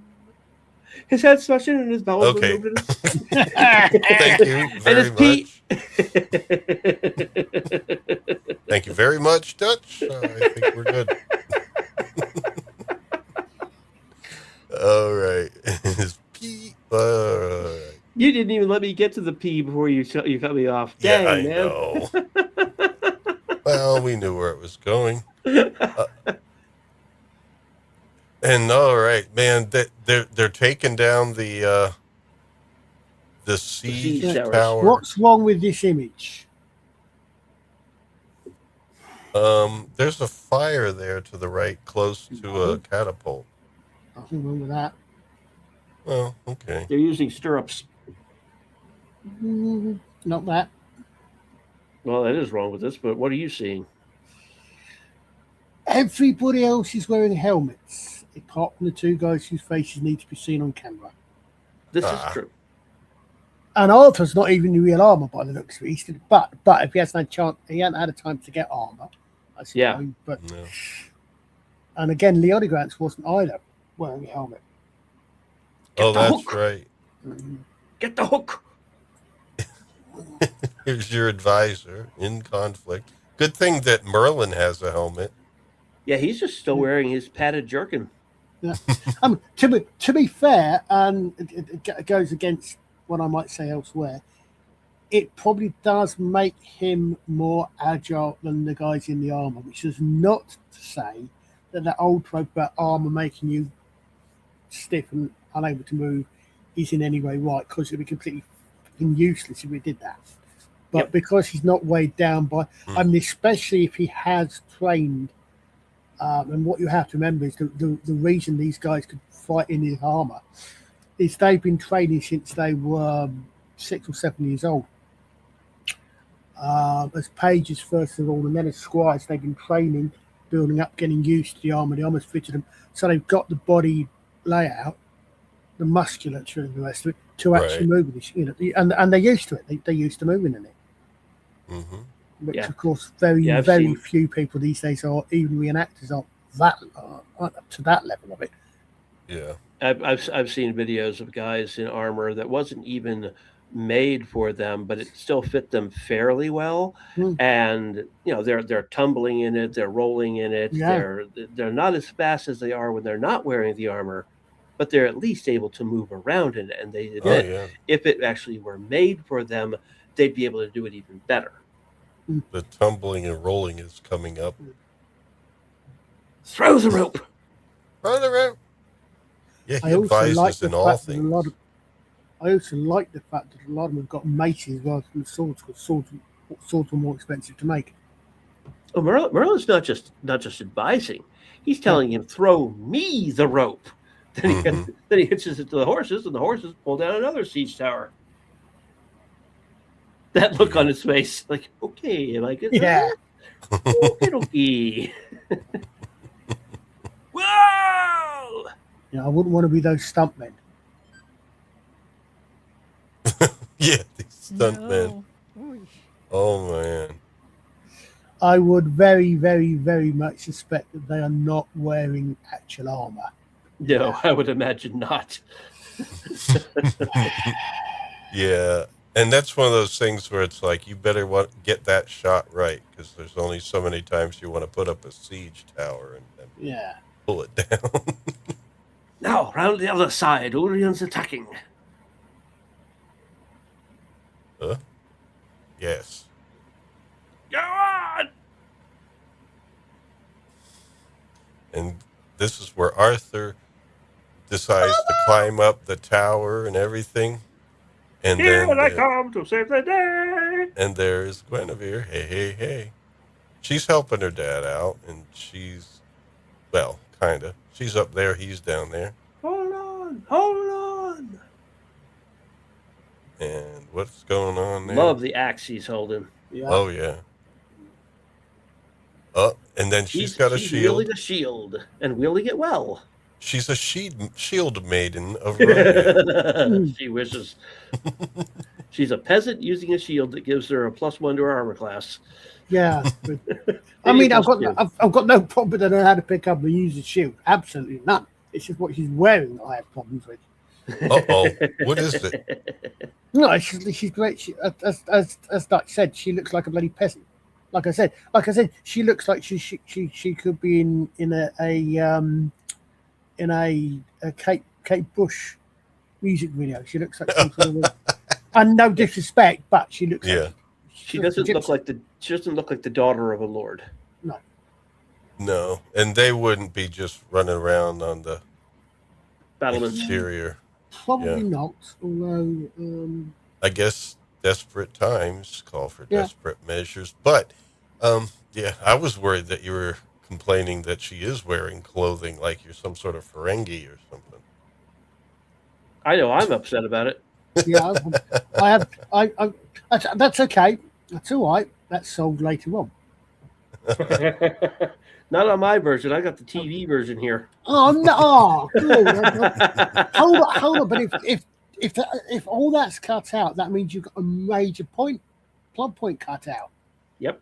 Well, he did get the Blu-ray version. Also, it's only like $7.99 US. Yeah. So hasn't arrived yet, but I did order it. I mean, heck, I didn't even get the story of the dragon. Oh. Well, yeah, the TV versions, like the TV version of what was it? Return of the Jedi didn't have the Leia choking Jabba scene. They cut that out. In the TV version? Yeah, with the chains, she was strangling. Yeah, I know exactly what you mean. Yeah. Yeah, they cut that out. She was garroting him, actually, but yeah. Mm-hmm. Whatever. I'm surprised. I thought garroting is when they actually cut. No, it's just using a cord to cut off blood and airflow. Take the knights in the boat. I'm going for the ladder. Ooh, that's a long ladder. Yeah. Okay, no one following. At least it's not made by orcs. And then he gets to the top. Oh, she's watching him. Look, it's Mighty Mouse. It's the boy king. Oh, boy. Oh, Father, why have I got this strange feeling just below my stomach? Here I come to save the day. Yeah, and when he gets to the top here, he pushes does off the then ladder. shove the ladder down. Yep. Brilliant. Good Well, idea. I'm just wondering because he's basically coming in the way that the invaders would. Yep. So Yarr! Stabs a guy in the back. And again in the back. yeah, His back was to me. it was making sure. And then, ooh, man, I don't know, Nice- something nice. about the hair there. Nice Christian girl. Yeah, something about the hair there. Yeah. A little frizzy. Then again, it's quite humid there. Yeah, it's true. There we go, and that's how it's looking at the top. Ooh, nice spiked mace there. Yeah. See, he's wearing his helmet, and Captain Oh. Picard is not. That would count as an edged weapon, so What, a magic spiked users mace? can't use it. A spiked mace? Yeah, No, it's not. well, it's got pointy things on Doesn't it. matter. Doesn't matter. It's a bludgeoning weapon. Yep. Bludgeoning with spikes. Yep, but still bludgeoning. It is not a cutting or a piercing weapon. Which means you- Those spikes would pierce. That. They don't count. doesn't matter. It's a bludgeoning weapon, which means a fighting churchman can use it. And now, don't. and now Arthur yells, "Death from above!" Yeah, and he jumps the guy from stories up. Urians, swear faith to me, and you shall have mercy. I need battle lords such as you. A noble knight swear faith to a squire. Oh, I thought this was beautiful. I didn't get the whole line, just a few sounds.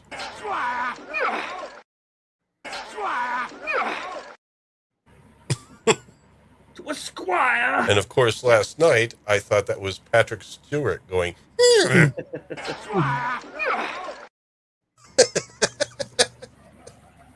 And then Arthur Almost. looks around because now the whole battlefield falls quiet because he's got Urians at sword point. What's he gonna do? What's he gonna do? And Arthur looks around at them all. What's he going to do when they come for him? yeah. But he's not a bad boy. That's the thing. Next slide. Well, I'm going to give you that slide in a moment, but those sounds that I captured there for our enjoyment are similar to this here, the sounds here.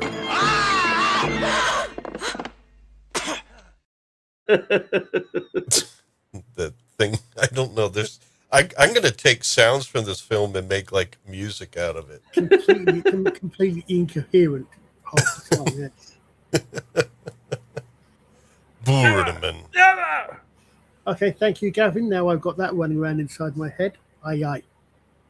Aye. Never. Yeah, they like his people don't want him to give in to King Arthur here or swear allegiance. And Arthur sees the truth in it. And this is where you get something similar to what what's his name? The other Merlin, 1998. You are right. I'm not yet a knight. You, Urians, will knight me. Then, as knight to knight, I can offer you mercy. And so it's almost like Merlin 1998. He lifts a sword, Excalibur. What's Now this? he really wants What's to. this? Yeah, he really wants to bring it down on him, but Merlin's. Is he talking about what's happening in World War? What the heck that guy wearing standing next to it? Now here's the thing. You watch this scene, you will see Urians trembling as he holds the sword. He's not trembling. He is shivering because he was just up to his neck in moat water in frigging Ireland in April. Yeah. True. He's freezing his balls off right now. So that shaking you're seeing, that's him being cold. Keep it, Urians! But it works so well in context, doesn't it? Oh, absolutely does. That's one bit of trivia I wish I hadn't read, so I decided to share it with the rest of you so it could ruin it for you guys too. Aw. Well, that doesn't ruin anything. No, I know. But in any case, folks, that's some of the trivia on that limited edition. The link is in the description. I'm not going to put it up. Oh no, that trivia is in Wikipedia. Oh, damn it! I mean, it is. There's something they're pointing out something there, which is one of the few things that Game of Thrones got absolutely right. Any knight can make another knight. Yeah. Oh. It doesn't have to be the king that knights you. Yep. Oh. Ooh, you gotta be careful then, man. Who you knight? Yeah. But yeah, exactly. I mean, because your knight is supposed to be an honourable, etc., etc., etc. By this period, by the late high medieval period, high to late. Yeah, the knights are supposed to be honourable, chivalric, and all the rest of that. But you know, otherwise you'd soon run out of knights if the king's up one end of the country and all your knights down the other end of the country. You get killed off, you're going to run out. Mm-hmm. Actually, Gavin, I think she was going to shake her butt on the hood of Whitesnake's car. What? Gavin was asking, wasn't Guinevere in Def Leppard in the 90s? This Guinevere, the actress? Yeah. With her hair the way it is, Cherie she looks... Lunghi. Well, someone could always look at Cherie Lunghi's history. It was a joke. Oh. Because of her hair. Oh. In the name of God, St. Michael and St. George, Yeah. I give you the right to bear arms and the power to meet justice. That duty I will solemnly obey, as knight and king. So the shivers made him do it. I never saw this. Well, impresses Merlin. What is on that knight's head in the background there? What? Is he wearing a red dunce's cap? It's Bedivere. I think that somebody behind him is just extremely unfortunate posing.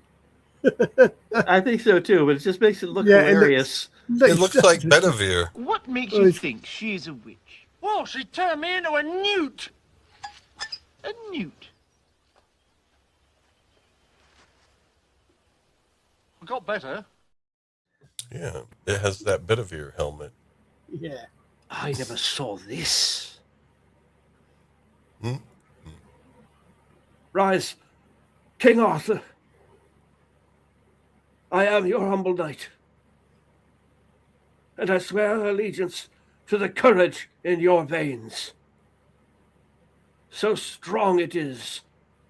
That or your lack of brains, I'm not sure which. Its source must be Uther Pendragon. Which also applies to either his courage or his lack of brains. I doubt you no more. Well, that's smart there. He didn't swear allegiance to Arthur himself, just the courage in his veins. No, he swore allegiance to him. He was his faithful knight. Back up 2 slides. 3 slides now. Oh, God. More. And I swear allegiance. Oh, back up 1 more. And sorry. That's to the courage. Yeah. Back up 1 more there. I am your humble knight. Oh, but he didn't swear it. I just am a humble knight. But I swear allegiance to the courage. In your... Now, can I please get out of this freezing water? Yeah, seriously. Can we all get out of this freezing water? I doubt you no more. Uh-oh. And then they got a tree all to themselves. Now, this, again, I like. Because even if she is a king's daughter or knight's daughter, she would know how to do some of this. Yep. It will, she and that dress doesn't look so bad without the other thing and the scarf and the rest of it. So again, she should in this period have her head. Both of them should have their heads covered. What? She's cutting the stitch with her teeth.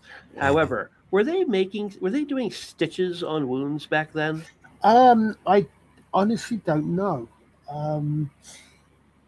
I think they did because they would have been able to do it because I think it'd been able to do for a long while. But I'd be interested to know what, because we didn't need cotton. But then again, it was probably linen thread, same as they use for sewing. But I honestly don't know. But I would imagine because he'll turn to it to cauterize the wound. But then it doesn't look like she's doing something a little more naughty than that, does it? No, she was stitching him, and then she snipped it with her teeth, and that made him jump and go, "Oh, it didn't hurt too much, did it?" No, not as much as something hurts down between my legs. I'm not quite sure why. So my father's wounds more than once. Careful, you'll tear them open. You'll have to stay still and rest. How long? 9 months. A few days. Well, she leans down like that, and he starts making a head move. Yeah, he moves in for a kiss. But she was able to snake out of it, but still smile. That was a good move on her part. I'm still interested, but you don't get a kiss just yet, mister. That was a clip, by the way. You missed it. Oh, I'll play it. I just need to get the next deck up. We want to be mindful of Colin's time. Indeed. And let's see here. We have 4. I think we're on 4. Oh, where is it? Okay, there it is. They're not in order. StreamYard's not good at keeping things in order. This is the next one, right? Yeah, this is when they're at the celebratory event afterwards. But we have a clip to play. And I believe it's this. No, that comes later. That comes to this. Oh, that's right. This is the transition to it.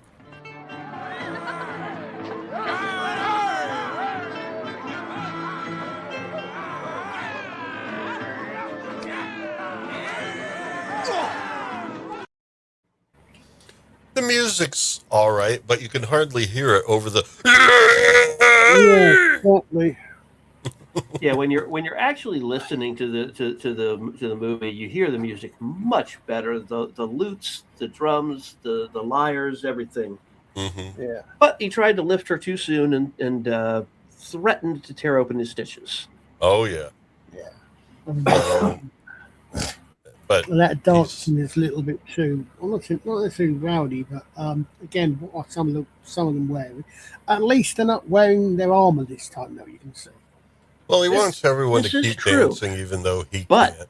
But you'll notice Arthur did manage to find himself a jerkin that's studded. Yes. Dungeons and Dragons again. Go back one.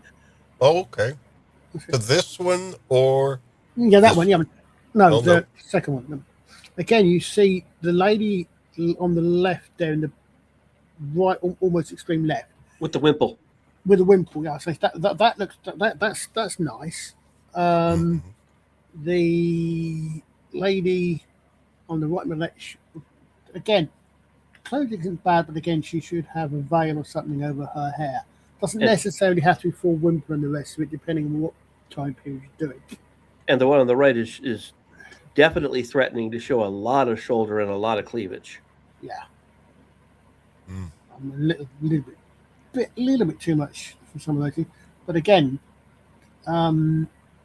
if we take it for the period and the costuming CP set, as I said, because if I said last week, if we're taking that, okay, we're taking a step back and saying, well, this is being made.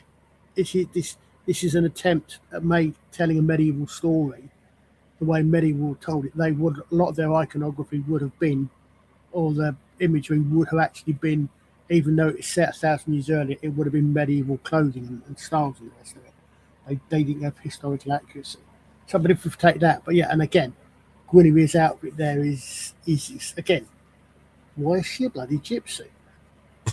more to the point, why is she a bloody Disney type decent idea of a gypsy. Yeah. Like, I think you're kind of accurate with the Kate Bush video, or maybe Tori Amos, Yeah. But in spite of his injuries, Arthur is encouraging everyone. Come on, dance! Yeah, he wants people.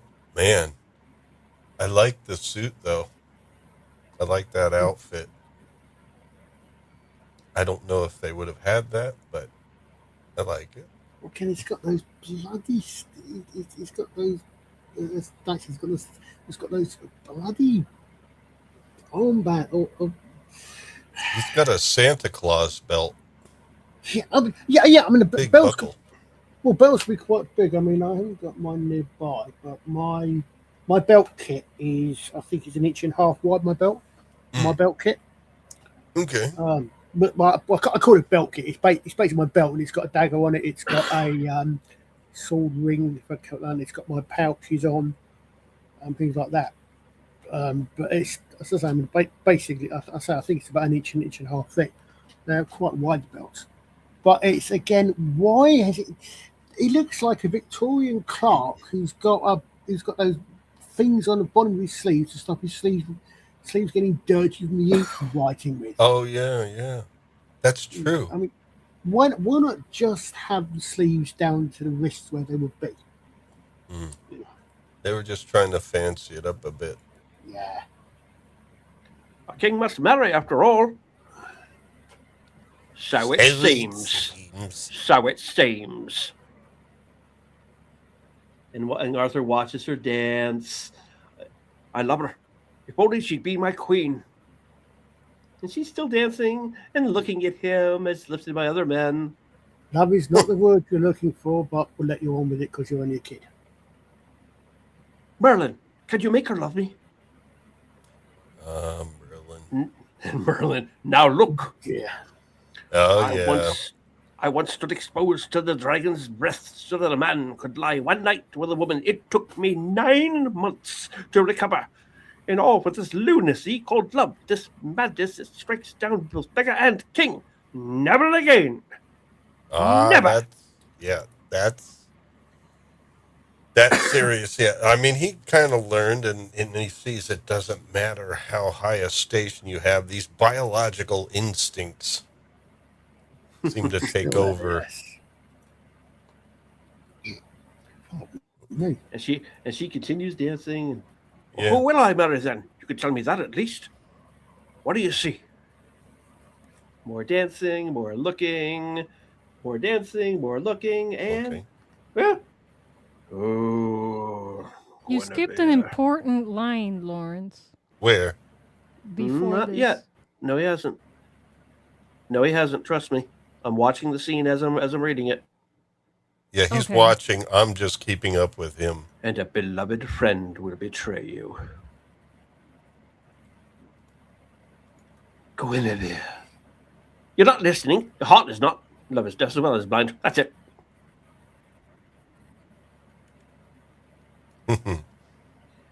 You have a land to quell before you can start on this hair pulling and jumping about. But Arthur has only got eyes for her. I've made this only for you. I've mixed into them things that will heal you, but not too quickly. And they'll make you a little sleepy, so you can't escape. What's in them? It's just ancient mixture, soft-born grains. I did save the recipe for you here, Liza. There's not much of a recipe. Okay. Soft, unborn grains, rose petals, and a secret secret mixture. Well, these unborn grains. How do you take an unborn grain? They're not split open. Yeah, I would imagine it's some that's still on the plant. That's not actually still in the pod, unripened. Did they make cookies back then, Colin? This looks like modern cookies. Well, not cookies as such. No, you didn't have chocolate, but you would still have made cakes and patties and the like. Yeah. Right. It seems like this is. It does. Yeah, it does. It looks a very modern cookie, but they would have had food like that. Baking and that have been known for thousands of years. So, You probably would have had things like, I mean, I think rose water was a thing. Right. It's just that what would have been in them, you know, I mean, didn't have much about sugar, raw sugar. I don't think we even raw Right. sugar. I don't think we even had What did they bake in though? To ovens. An oven. Well, they still had ovens. One way of cooking food, depending on what you're cooking actually, is not one way of doing it is also Honey. Yep. Yep. Honey would have been one of your sweetness. Definitely beets, some sort of beets as well, I think. But what you, I mean, another thing they did, I think, is what you sometimes see in Polynesian cultures and like as well, where you could actually dig a pit. You can actually cook a large meat or something actually in a pit. We set fire in the pit, but a lot of it would have been roasted over an open spit and all the rest of it. They do still have ovens of a sort, would have been wood fired. And would she be the one baking them, being like a lord's Probably daughter? not. No, probably not. Although she may not know how to do it, because you have to remember that there's a reason. One of the things that you quite often got in the medieval period amongst the nobility and aristocracy, even for the quite low level nobility, you'd actually get kids to be fostered. And this wasn't the reason to get rid of them. This was a way of making connections. This was a way if you sent your son away to be fostered as a page and the squire by someone of equal rank, equal perhaps slightly higher rank. Okay. And what that did is that got your son. So that meant that your son would be trained. So he was out. So you weren't responsible for your kids' training. You would have someone else come and you would train them up as a squire, and that meant that you got the squires and then the knights, and that also meant you got cross connections. Your daughters may more likely stay at home than necessarily possible, but they would be brought up. If she's if a daughter is going to be expected to marry, she's going to be expected to run her own household, so she would know how. She probably would have a chatelaine, a belt with the keys to literally the keys to the castle on it. So she probably would know how to do these things, but she would be managing it rather than actually doing it most of the time herself. Well, I know in a lot of books that I read, like even the high up lord's daughter would know about herbs and healing. I don't know if it's history accurate, but as I said, I'm not so much human, because if the other thing you got to remember is we all have this vision of things of ladies not fighting, never fighting, but if most of the men of your family are away and you get attacked or something, you got to do something to defend it. You have men that you can take them on. You may well have learned, most people certainly by this period, even lords, may well have learned how to use the bow. And she certainly would have learned, as I said earlier, she probably would know about healing, because that would have been her responsibility to look after the wounded and the rest of it. And she would have learned if household money, but she would also be quite good at the reason she would have been good at sewing up wounds, for example, she would have been very good seamstress. Most medieval women would have been, because they made their own clothes, or at least they had to have, even the higher classes, you had to have something to keep yourself busy. Yeah. Well, I think I'm going to close the poll now. If anyone hasn't voted, you got 5 minutes, but it doesn't look like it'll make 5 minutes. Let's say a minute. It doesn't look like it'll help much, though. It looks like everyone loves Merlin. 5, It's Nicol 4, Williamson's 3, voice. 2, 1. Yeah, Close it. Even over Michael and Sarah, although he was second place. And then Kosh had one vote, I guess. And then poor Peter Woodward as Galen. 0. It's Kosh Crusade's fault. Kosh had good lines. He didn't have a good voice. Yeah. That's true. That's true. Most of what you heard from Kosh was from the other side of a voice disguise, wasn't it? Well, it's kind of like a filtered noise. Well, actually, no. Randomized. It's like a slowed down random number generator making some of the sounds. Those different pitches in there. Well, anyway. You have always been here. You have always been here. I can actually see this is. I mean, I could again. While the time's been reversed, I could actually see Nicol Williamson basing part of his performance on Kosh, because there's something similar about that, that sort of not really giving information when you seem to be, and that sort of thing about that, and that sort of that sort of use of language that I think is similar between Kosh and Nicol Williamson's performance there. Well, maybe I this thought version of Merlin might have inspired JMS a little bit. Yeah, maybe the one. Yeah, could be the Yeah. one. Yeah, could be the one. Yeah, indeed. All right. What's Well, the secret? oh yeah, it's a secret. So let me get back to this tab. Sorry, folks, trying to accomplish too much here.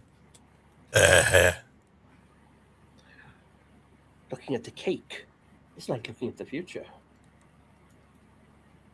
What's the future? Until you have tasted it, what do you really know? And then, of course, it's too late. Munch. Too late. Yeah, he gives up on this because he knows, there's no way I could get Arthur to see reason. Although he's not telling him what he should do. He's just, I guess, healing the land. But I guess healing the land means going around and making sure people obey you or align themselves with you. Well, he's bringing order to the land is part of it. Yeah.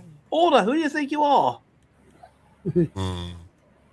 Well, we have 2 more slide decks left. We're getting there. We're making accomplishments. Now, the thing is, yeah, it does, I guess. Well, I don't know. I'm sad Elric didn't get more votes. Me too. Poor Elric. Well, some people don't know Babylon 5. Now, this was a brilliant little scene that you couldn't really show unless you did a clip, because we went from young Arthur to adult Arthur in one fade cut. Which I thought was Patrick Stewart being faded into Nigel Terry. Gosh, I mean, how? I know. When you look at Patrick Stewart's face, you're like, no, yeah, that's different. But I think you're when you just think something is true, and then you go through and you're watching this thing, despite what you're seeing, you're just trying to find ways to make it work in your head. You're like, I can see that kinda. I think your only excuse now is to say, I don't know, I was really drunk at the time. But no, when you think about it, it's 6 years apart, so it's like, no, he wouldn't have looked that much different from TNG. What's the Indiana Jones line? It's not the years, it's the mileage. No, he didn't add on too many miles. Heavy is the crown. Heavy is the head that wears the crown. Mm-hmm. But at least he's also wearing a goddamn helmet, unlike the other knights. Well, you don't want to have it on your head all the time. They're just standing there with Arthur, and of course he's just sending knights out to challenge the Black Knight. And he says, we have won battles against armies. And now one man defeats all my knights. And he's not the Black Knight, he is the Silver Knight. I'm saying this is something I saw as another reference to Holy Grail. Well, yeah, oddly enough, when I saw this, I thought, okay, remember the question is African or European? Yeah. Yeah, that's easy. All right.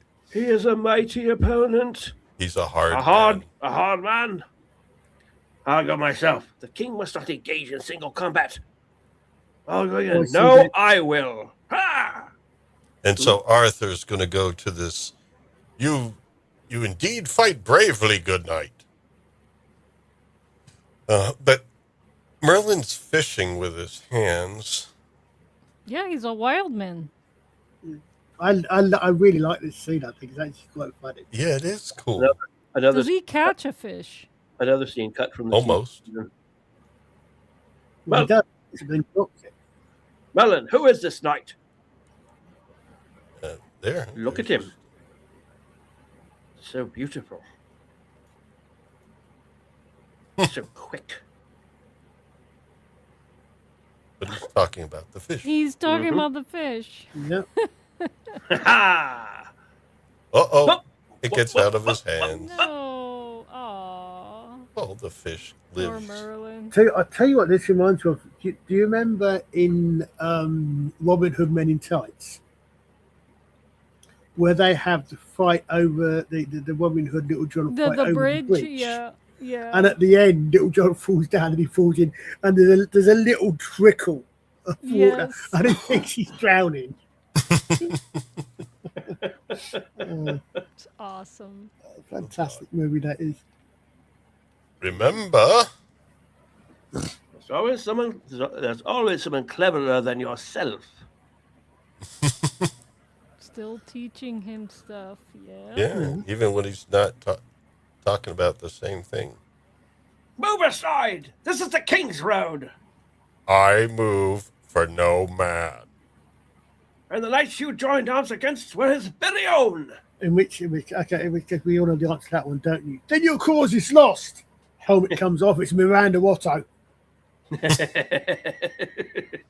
And I yes, wait I don't care. I'm not touching Guy Ladriel from Rings of Power. No, I'm going to go back to the original. I win. I await the king himself. Excuse me. His knights are in need of training. I am king, and this is Excalibur. That's an Sword! interestingly odd-shaped shield. Hmm? That's an interestingly shaped shield. Yeah. Yeah. It's a kite. It's a kite with shoulders. Yeah. Ooh. I do like the achievement. I don't remember ever seeing a shield that shape. No, I don't. Huh. Sword of kings from the dawn of time. Ooh. No. Who are you? What do you seek? What do you want? Sorry, wasn't that what Galen asked at the beginning of Crusade? Who are you? What do you do seek? you want? That's what Where Koch are you asks going? No, Who do you it's serve who and do you serve and do you who- trust? what- yeah. What do you seek? That's what do you seek and who do you serve? Who you trust? Yeah, that's it. Yeah. Yep. I am It's a whole Lancelot series the of Lake. questions. Oh, sorry. Yeah. No, JMS thought, well, people like this who are you and what do you want dichotomy, so let's add a few more of those. Yeah. I am Lancelot of the Lake, from across the sea. And I have yet to find a king worthy of my sword. That is a wild boast. You lack a knight's humility. I Not like boasts, this. It's the same posture as Uther. It's like every time you hold the sword, you got to hold it like that. Yeah. Like you're Well. the Knight of Swords in the tarot deck. Not a boast, sir, but a curse. For I have never met my match in joust or duel. Move aside! I will not. You must move retreat. for no man. You must retreat or prove your worth in your test of arms in the eyes of God. Then may he give me the strength to unhorse you and send you with one blow back across the sea. We mean back across the sea. Lancelot said, I am from across the sea. Okay. I'll send you back across the sea then, So you he's jerk. French, I bet. Yeah. Well, Meaning the Lancelot.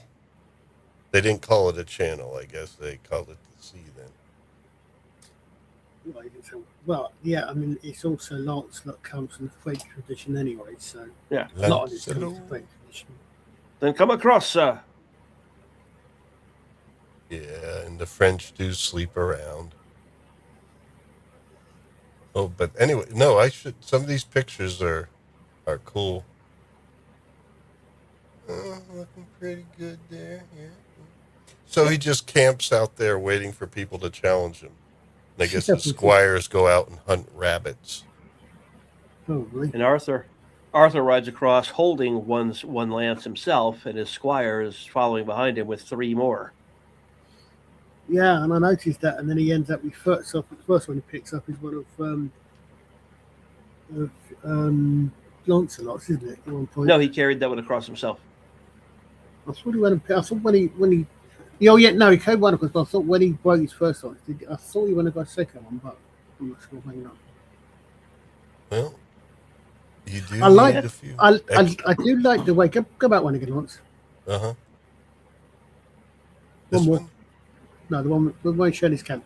I do like the way he's got the broken lances just piled up there. Obviously the knights he's defeated, because obviously he's unhorsed or defeated people. But that's it. He's not gone any further than that. Very chivalric tradition there. Yeah, it's not like even personally identifiable necessarily. Just his wins. Although it's just a few. Well, that might have been that day. Yeah. Yeah, I count 5 total sticks there. Well, those are long. Those lances. Yeah, and I want to know what that's supposed to be on the bloody tip of it. Oh yeah, it's like a bar instead of like a. It's like a 2-point bar or something. What? Like I mean, they did have caps on them to make sure. But if it was blunt. Yeah, I mean, if you're charging in war, you wouldn't necessarily have an immediately break. Your idea is not to break the lance. Your idea is to stick the enemy with it. Yeah. Lots of fun would still break, but if you're talking jousts like this, it's always to break lance and unhorse the other guy. Mm-hmm. And yeah, that looks like a ridiculously long. They do look ridiculously long there. Well, yeah, the point of contact would be further away, I guess. Yeah. I mean, it might be safer that way. I don't know. It might be safer because you have enough distance that if you're in a collision course, you might be able to veer off. I don't know. Well, the horses hopefully know better than to run into each other. Yeah. Yeah, pretty much. As for what's on the end of the lances, did you happen to see Rogue One? No. Well, I've seen it years ago, but I don't remember. No, that's okay. That's okay then. Hey, Anna. You've seen a hammerhead shark. Yes. Yeah. The blade on the front of a hammerhead shark is exactly what it looks like. Those lances are tipped with. Yeah, I'm just wondering why. Because I mean, as far as I'm the aware, best view is this thing here. So far at the top, and you do see it at times. It's like when a you bar. when you see him charging in full motion, you definitely make it out. It looks like it's not a bar. It looks like a hammerhead shark blade. Yeah. And good morning, Anna. Good to see you. Do you want to jump on the show and talk about it? I mean, why not? We're talking jousting, and she has friends who seen joust. Excalibur? We're talking jousting. Oh, okay. No, she can come on and joust. I know people who do skill at arms, but they don't actually joust. They tend to do the spearing skill at arms things like where you have a ring hanging down, you catch a ring on your lance and things like that. They don't actually do the actual joust themselves. What's that? They want to damage their really, really pretty armor. All right. They actually do 16th century Polish hussars, and if you know anything about armor, you'll know that stuff is absolutely gorgeous. Yeah. Gorgeous armor, and you do not want to get it dirty. Lancelot certainly has flashier armor than the rest. Oh, Anna can't come on. Oh, well. Yes. Yes. Okay, but Anna, you don't understand. We're talking about what we're seeing in the movie Excalibur, and it's clearly a hammerhead shape. Yeah, I'm not going to get a good picture of it anymore, I don't think. Do we Right there? You can see it. No, Yeah. Okay.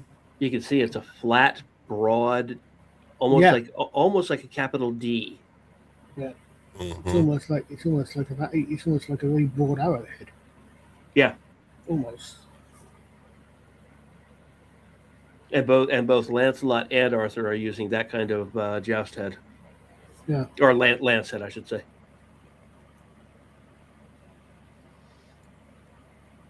And there we go. Oh, now we can see. Now the lance looks a lot shorter. Yeah, that looks. Yeah. I mean, Yeah. that. I would. Do you know what I would say that is, if nothing else? I would say that's damn not hedge cutter, ditch cutter. Take Yeah. the grass, Ditch and the edge of a cutter. ditch. Yeah, you just literally stick it and cut a ditch with it. Like when you're trimming the grass along the side of your curb. Yeah. And yes, Anna, it is bizarre. That's why we were talking about it. It's like, that's a really odd looking lance head.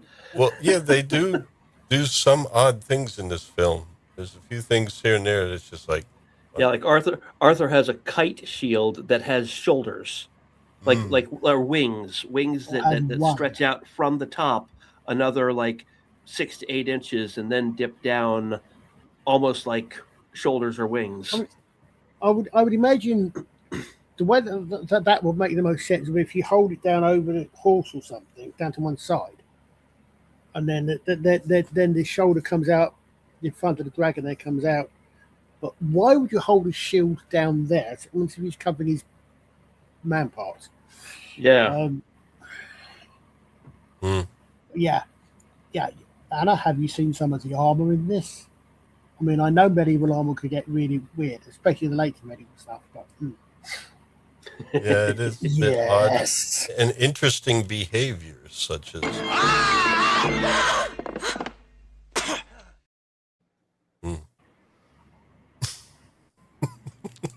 Sorry, I kept that because I don't know, something about it. Anna, that was the Queen dancing like that. Well, a queen, that was a grain. Yeah. That was a grain, and Cornwall had her dance at a feast where Uther was. Not a good idea. No. But anyway, and then they had these grunts that they did at the end of the dance. Foreshadowing, I guess, the death and the orgasm that were to follow. I was going to say, foreshadowing some other grunting that's to come, yes. Yeah. But this time, instead of both of them striking with their lances, only Lancelot strikes with his and unhorses Arthur, who immediately rips off his helmet, because that's the best thing to do when you're in a fight, and calls for his sword. Well, this is a measured fight. I mean, it's like you get a chance to get up and kind of dust yourself off before you go after your opponent again. And plus, Lancelot's like, look, your arm's off. What are you going to do? Blade on me? Yield, sir. I have the advantage.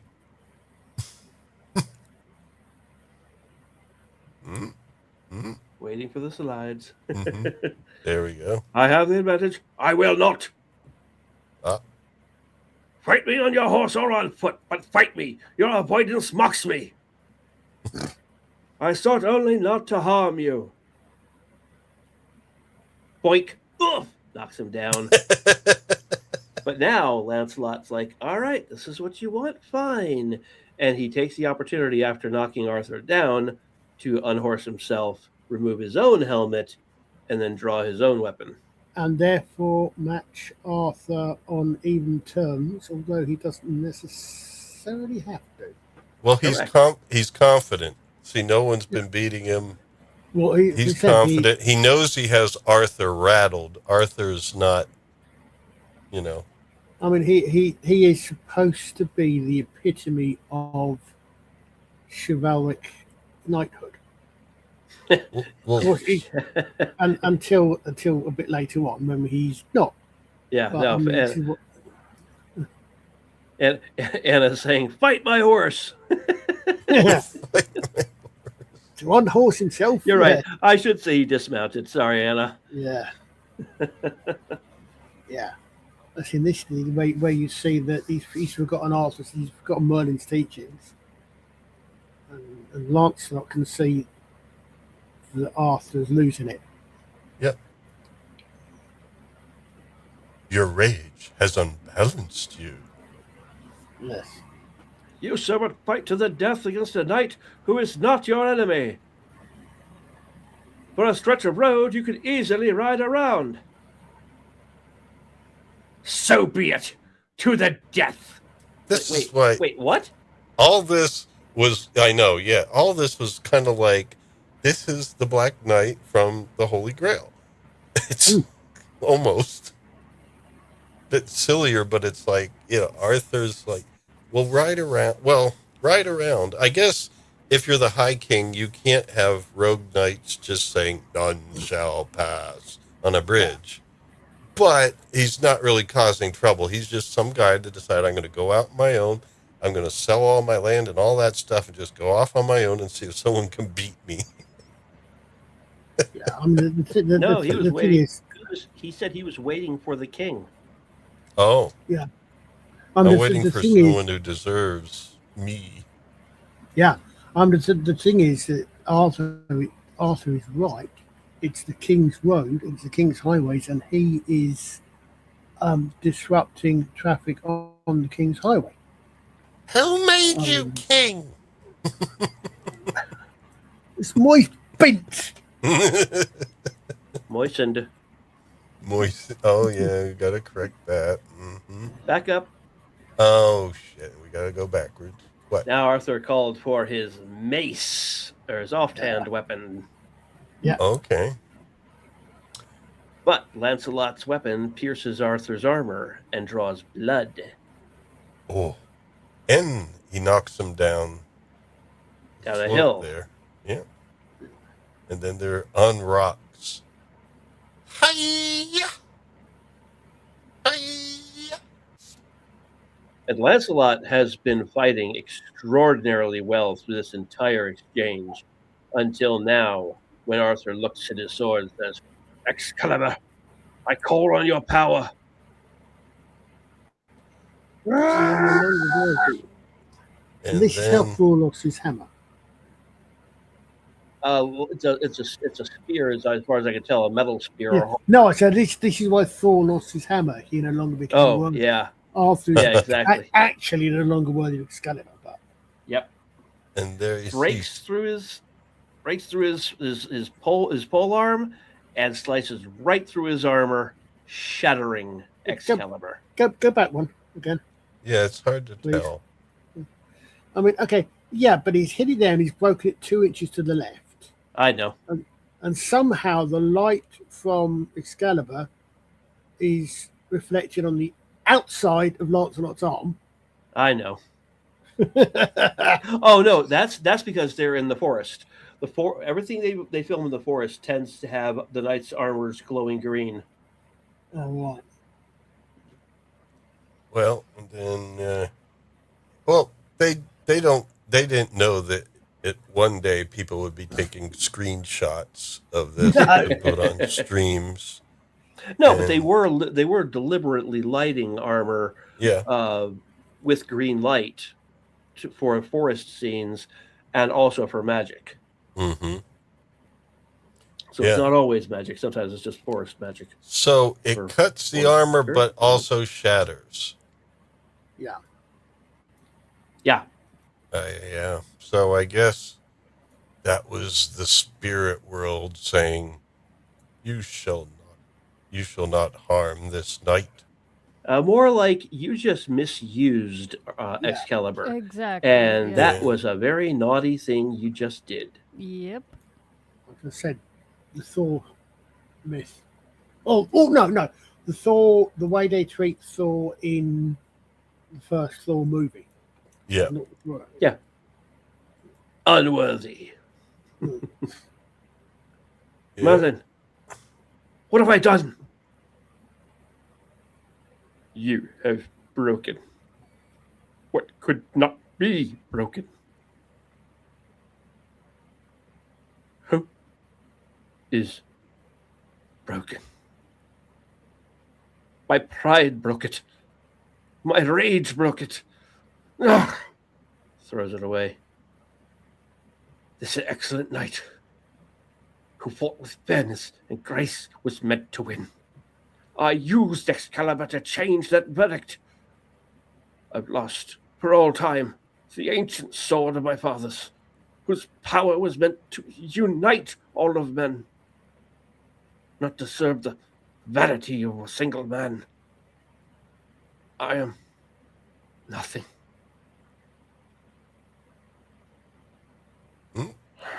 And Merlin seems to say, yeah, well. I was watching this. Oh, so that's how they're going to get around the sword and the stone being Excalibur then. And now he's going. Well, now because the sword and the stone is not Excalibur. Excalibur is given to Arthur by the Lady of the Lake. But it's both. And exactly, and now he's going to be given it by the Lady of the Lake because she's repaired it. And but again, he called that previous sword Excalibur. And again, that's director Boorman's middle daughter. Yeah. The Lady of the Lake. Take it! She holds the sword out, and it breaks the surface of the water. Excalibur, is it true? Take it quickly! Did you not read the script? You should know. God, this water's cold. And I'm holding a sword by the blade, and I've not got gloves on. But it's okay. I'm the Lady of the Lake. I'm magic. I can do this. Exactly. And now we get to see her up close. Do we? We did. Well, if we want, oh, you mean here the hands? You get to see the hands. No, it's when he takes the blade back, he nods and she blinks at him, smiling. Oh, and then she fades away. Oh, and then Lancelot's alive. Thanks be to God, you're alive. No, not God. I don't think. Thanks be to God, you're alive. I, the best knight in the world, bested. This is a great day. For my search is over, my king. Make me your champion. But your life and land are far from here. I gave up my castle and my lands. Here is my domain, in this metal skin. And I pledge all that I still own, muscle, bone, blood, and the heart that pumps it. And a great heart it is. What was that, Colin? I was going to say, I'm a Cyberman. Yeah. It does look like Cyberman armor. It's very shiny. Sir Lancelot, you will be my champion. And he kisses the blade. My friend. Don't. Now we come to the very end. Yeah, I had to split right there. No worries. We're about to come up to Arthur's first siege, and you're going to see a lot of black smoke and fires on a hillside. Those fires were burning tires. Oh, yeah, and environmentally friendly. Oh yeah, the nearby town was getting covered in black flakes from the fires. Oh my God. They couldn't just use wood. Oh no, that wouldn't have been nearly as impressive. And it burned out too soon. Well, yeah, it was looking almost like the opening scene. It's almost showing like, well, Arthur's doing. I don't know. They're just setting fire everywhere. Yeah, there's fires burning where they shouldn't be. Yeah. We killed every one of them. I've recently been on a binge watching History Buffs channel, Nick Hodges. He keeps the middle ones. And like me, he's got this thing about every bloody medieval movie having fire arrows. What was he talking about? Was it Kingdom of Heaven he was talking about? Apparently at one point they said they no, it was Kings. Okay. The King Edward's okay, switch to night arrows. In other words, arrows. He's got this. Oh, yes, fires all over the place. Switch to night arrows. Yeah, the idea was that they're going to be sneaking, use arrows that couldn't be seen at night rather than using fire arrows. Oh, brilliant! Yes. I mean, if you've not seen him, Nick Hodges, it's called History Buffs. He doesn't drop very many videos, but he drops them, and when he does, they're absolutely fantastic. And he's another one who's really good for sort of the accuracy and well, yes. And then he comes up against Braveheart. Oh. He said he actually managed to find one film that he thought was more historically inaccurate than Braveheart. Yeah, wow. That might have been Elizabeth the Golden Age. Well, here they killed every one of them. Burnt their ships. Wow. Yeah. I didn't see any naval warfare here, but anyway. Lancelot. We spared a few.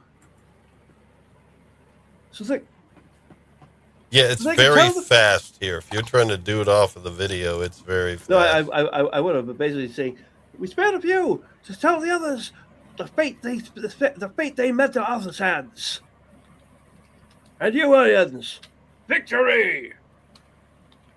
We drove the invaders back into the sea. The east is ours again. Who would have been coming from the east? Oh, I guess Vikings, maybe. It could be anybody. They just chose the eastern coast to invade. Well, it will be the east coast because the only people that like to come to the west coast are the Irish. No one else coming to Britain to the west coast to the west. And then Leo De Grantz says, "The west is free and with us." Free and with us, because they're not free to not be with you.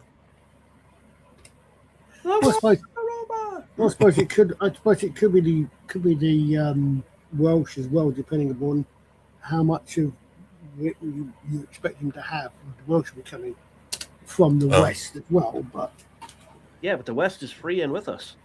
Yeah. The wars are over. Well, it's good that they all ended around the same time, and they were all be able to report back in rapid fire about the conclusion of each battle. One land, one king. Peace. Yay! then he starts getting bumped around by the celebrations. Yeah, and he's back.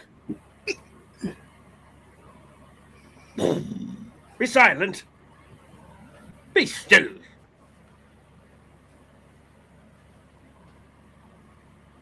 He looks at him. That's it.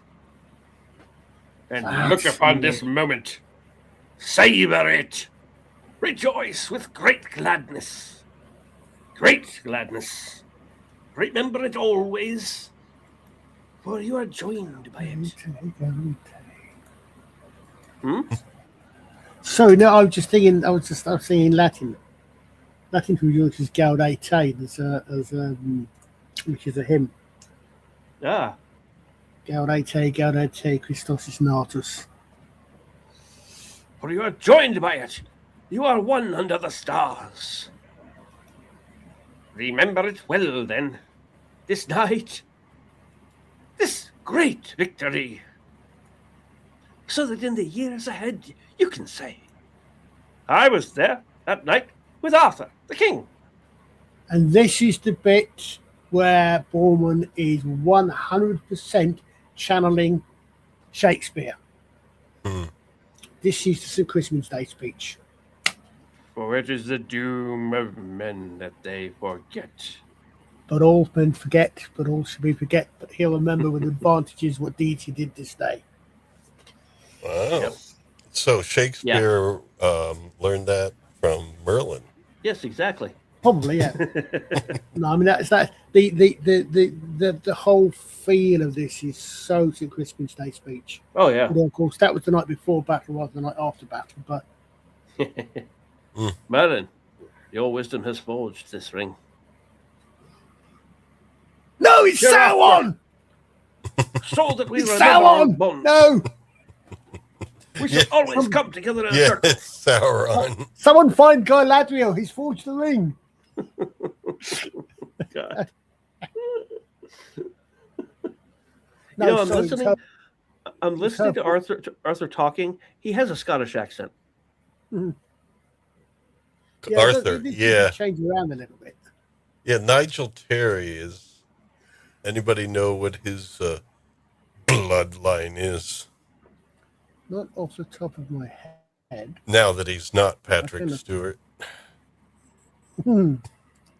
That's what I was thinking when I was under that misapprehension. I was thinking, man, his accent sounds kind of Scottish. Cornwall. Born in Bristol, died in Cornwall. Yep. But man, he's talking like a Scotsman there. Well, actors. They'll slip through different accents all the time, I guess. Yep. Hereafter. We shall always come together in a circle. Now, I got to hear and tell. Now, I know, no, I'm sorry to interrupt, but it's just because it just was right there in front of me. The kind of chainmail that's pinstripes. How would they do that if they wanted to? Do they actually dye the chainmail? I would imagine maybe you would get a similar effect if perhaps if somehow all the rings down one line were facing one way, and then if the rings next to them were angled the other way, perhaps that might so that the striking pattern would appear. Yeah, but that actually that looks to me more like beadwork. Yeah, so turn it on its side. It looks like tip tape results coming up on the screen. Yeah, I mean that doesn't look. I was just thinking how they would do it, and you're right about that. Changing directions would affect differently, but it just it's hard to tell. It's blurry, but it looks dark, and then stripes. Yeah. But I don't know. Go to the next slide. Yes. This is why we see so often in artwork knights wearing tabards. These guys look like they're standing in their underwear. They're in armor. I'm sorry. No, go on. But they're in armor, but they look naked. Well, they do, because the thing is that the whole purpose. I mean, there would have been nice big shiny armor. It's imposing. It shows that etc. It shows the armor's all kept. But yeah, but especially since they should be wearing their helmets in heart, you don't know who's who, so you don't know if anyone you're going to capture is worth money or not. There was at the Battle of Portrays, which is probably the least known, perhaps, of the big archery battles of the 100 Years' War, where we ended up capturing the French king. There was a French prince got to the battle ahead of his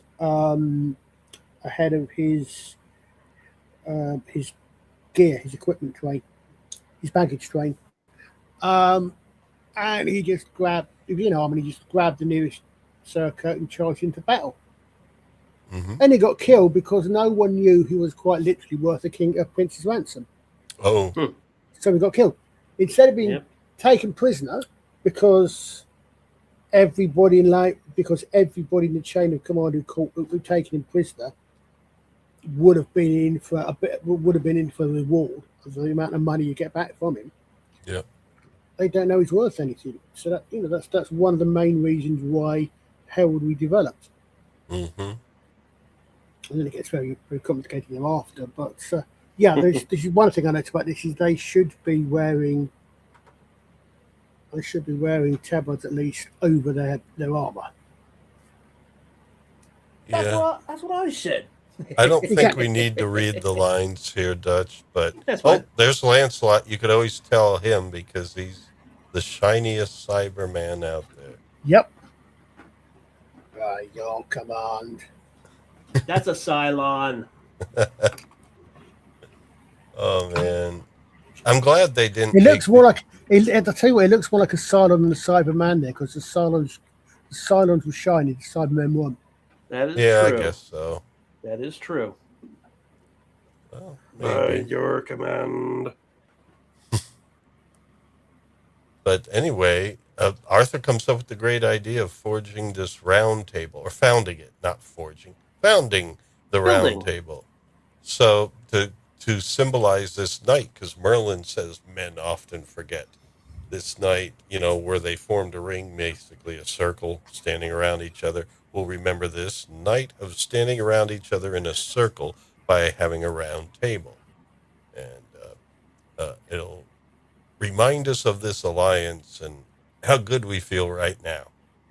There's a Dungeons & Dragons webcomic that I've been reading for a few years. And they had a story in it where a dwarven council is interrupted by the table being destroyed. And because of the bylaws in the dwarven council, they cannot make a vote until a suitable single piece of wood can be found to replace this table that's housing like 100 dwarves. And so they have they have their tree scouts going out to find such a tree. Some of them are riding giant beavers. Others are riding giant pileated woodpeckers. Ooh. Which, if you know anything about woodpeckers, yes, exactly. That, by the way, that's the woodpecker Woody Woodpecker was based on. Yeah. Huge crest, and in real life, they're like 2 feet long. They are big woodpeckers. Anyway, he's going to build. They're big birds. They are big birds, yes. Very big birds. Well, and he's going to build a hall about the table and a city about the hall. Yeah. Well, it's a castle first and a castle about the hall. And I will marry. So basically, we're going to have a table, then we're going to put a hall around it, and then a castle around that, and I'll get married. Hey, he's following Merlin's advice. Merlin said, "You have a land to tame before you can start pulling your hair and jumping about." Getting laid. I mean, yep. And the land will have an heir to wield Excalibur. Just to wield it.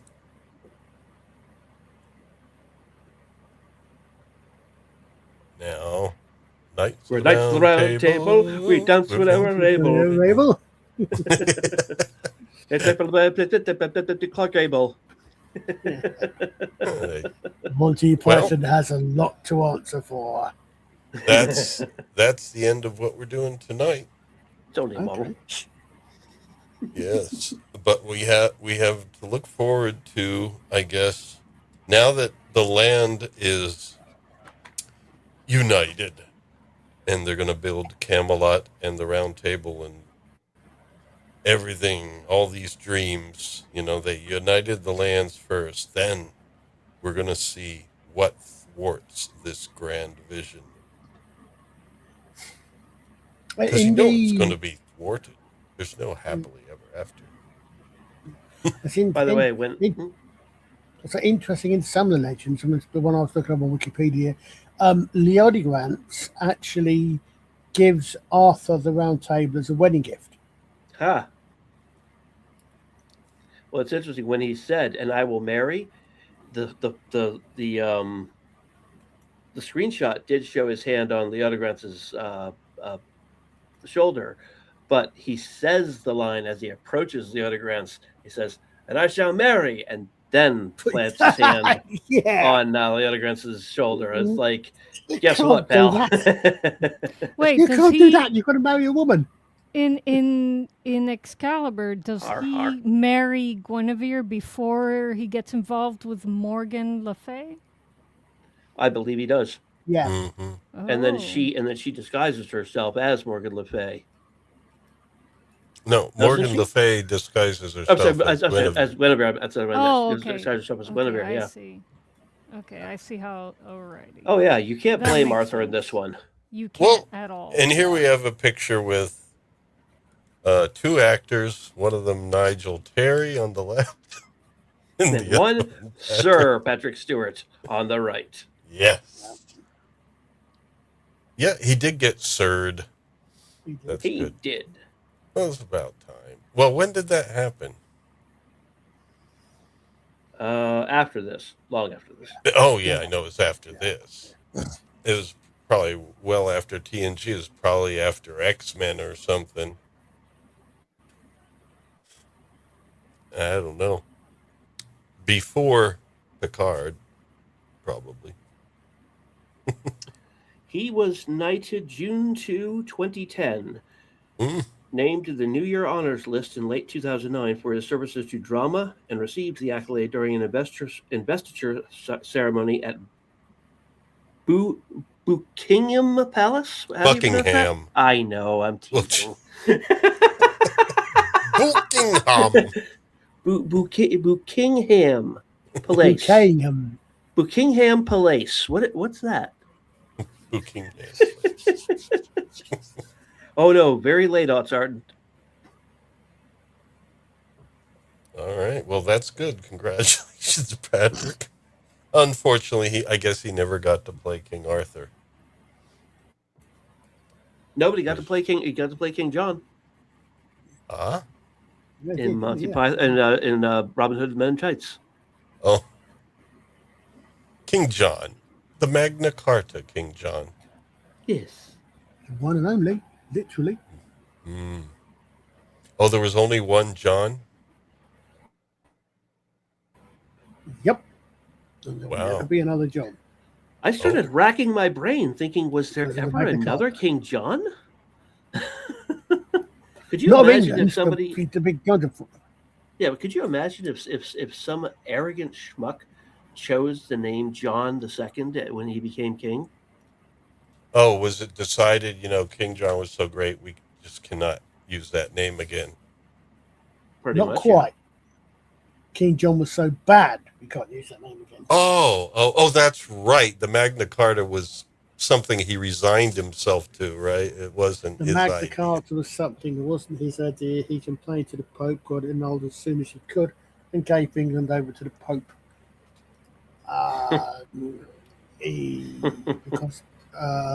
And it was remade, and it was brought into law under his son Henry III, under the stewardship of Sir William Marshall, who rewrote a lot of it. It was not the same as the original Magna Carta.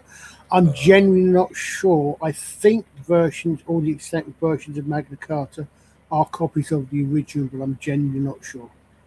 I know that So who were the people or the minds behind the Magna Carta? Well, they were the Knights of the Realm. They were the lords, the barons, because John was doing things like, okay, let's put it this way. You know what? Uther did with King Mark of Cornwall.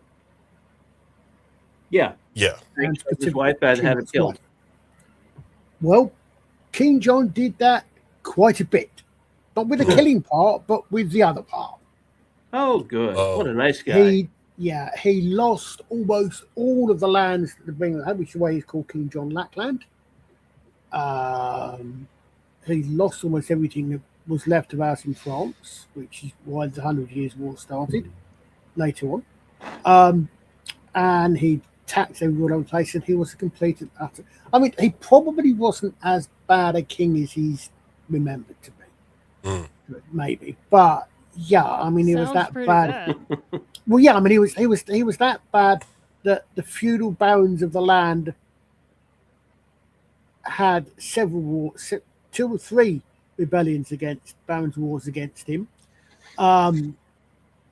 And he died of he's on the run from another revolt, if I remember right, when he crosses the Wash and loses almost all of his baggage train containing pretty much all of their extant crown jewels and treasury of the crown, and then dies of dysentery. He dies of dysentery just in time to avoid an actual invasion from France, which is supported by the English barons. This is why we will never have another King John. Well, at least not named John. You've got good Queen Bess, and you've got bad King John. All right. There aren't many English monarchs who have an actual an actual qualifier. In fact, the only one that officially does is Alfred the Great. Oh, Edward the Confessor. Edward the Confessor, but no, as in they've got it as in for the good quality of their bad. good or bad. You know, we've only got. Sorry, go on, Dutch. I didn't mean to cut you off. I'm sorry. We're done. No, you got Alfred the Great. It's the only one. He's also great, but Elizabeth I is genuine and is good Queen Bess, and John is so bad that we don't even want to call him bad King John anymore. We just know John was. Right. And I don't know what made me say John because it was King Richard that Patrick Stewart played in Men in Tights. Yes, he did. Yes, it was. You're saying that now. I thought for a second. Hold on a second. King Richard was that? Was that? He was the Lionheart. Yeah. No. Okay, King John. I'm thinking because there's 2 or 3 different sort of Robin Hood films which occasionally get a little bit sort of get conflated. Sean Connery and Prince of Thieves and stuff. Yeah, I mean, that's the thing. For a Hollywood audience and stuff, I guess you got to go after King Richard because they've heard of him. Of course, historically speaking, King Richard probably wasn't as nice as... They don't normally get titles till after they've died. Yeah. Yes, and yes, Edward I was also known as Longshanks, but again, that was a nickname because he was a very tall. He was very tall. Edward I. He was literally. I mean, sideburns. No, it's literally, you know. I mean, they kind of almost got the cart. I want to actually say that in connection with the word Braveheart. Yeah, they had rather sizable sideburns for him in Braveheart. Hey, Stitch.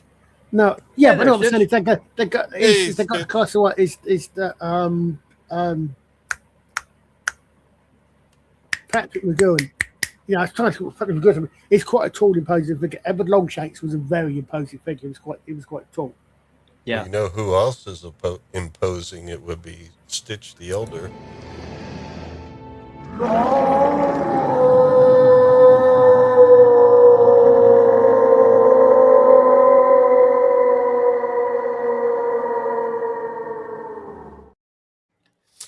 Who has arrived we're ending. Sorry about that, Stitch, but we've pretty much finished. Although part 3 will be next Wednesday.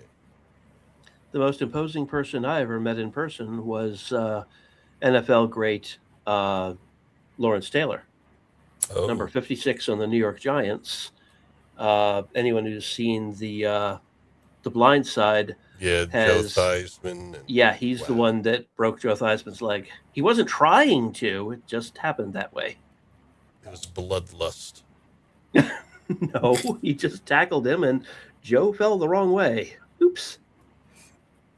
Lawrence is an incredibly tall man, and I used to work with his brother. Wow.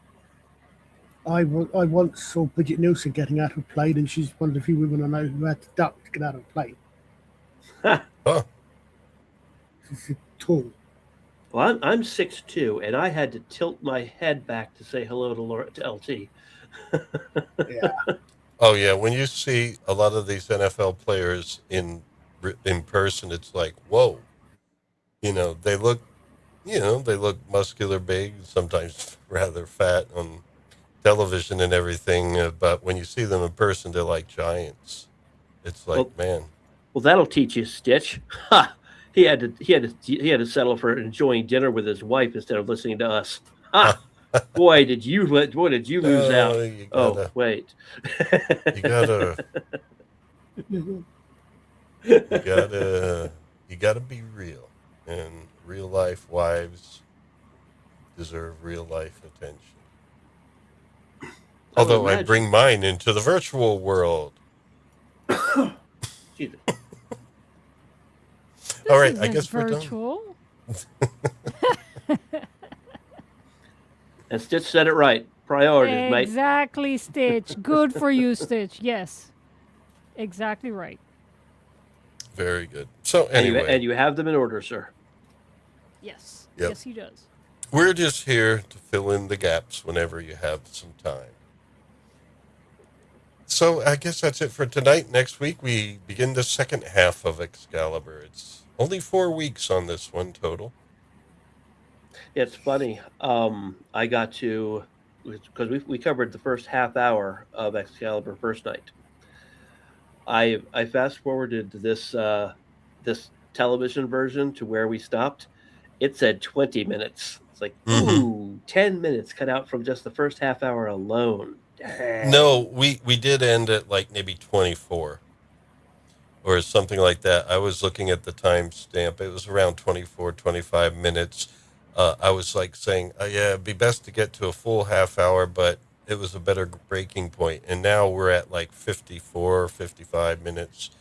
We still have an hour and maybe 20 to go. So I'm only behind by 3.5 minutes on this version then. Yeah. So it didn't cut that much yet. No. I'm just looking for good break points, and some of them have to do with slides and how much time I think it'll take. I think I will try to abbreviate some things a little bit more, just so we can be sure to be done in 4 weeks. So then we can go on to something else. See that you do. All right. Well, I think I'm going to call it a night there, and I will do the description fixing, folks, because if you read the description, I gave a new credit for Patrick Stewart. So, wow. That's okay. Really? You have been beating the hell out of yourself about it tonight, and it wasn't that big a deal. So I know, but I got to make fun of it. Otherwise, well, it is big enough of a deal. We're seeing his face on screen, and I'm just like. But you're going to fix it, so it's not a. Maybe if it was like when he was 20, or something, he could have looked like that. No, but I did the math. No. Well, there is one thing with this, and I noticed. I presume it's probably unavoidable, but the same with Merlin is there's a lot of time jumps in this again. Yeah. Oh yeah. I suppose because you've got so much to cover, I suppose. I think what they did the most work on, I guess, in handling that is making Nigel Terry look older. Yeah, well, you can. I'll say you can sort of. When we saw that picture of him there as first time as sort of the older Arthur, the beard and the rest of it, in armor. I thought, yeah, when you think about it, all that was done just by acting and makeup. There was no de-aging or aging up. Oh no. Yeah. It's funny. I'm looking at the freeze frame on my DVD here of Arthur with his hand on Ector's shoulder after saying there'll be an heir. And good Lord, Nigel Terry looks like Luke Wilson. Okay. I think I know who Luke Wilson is.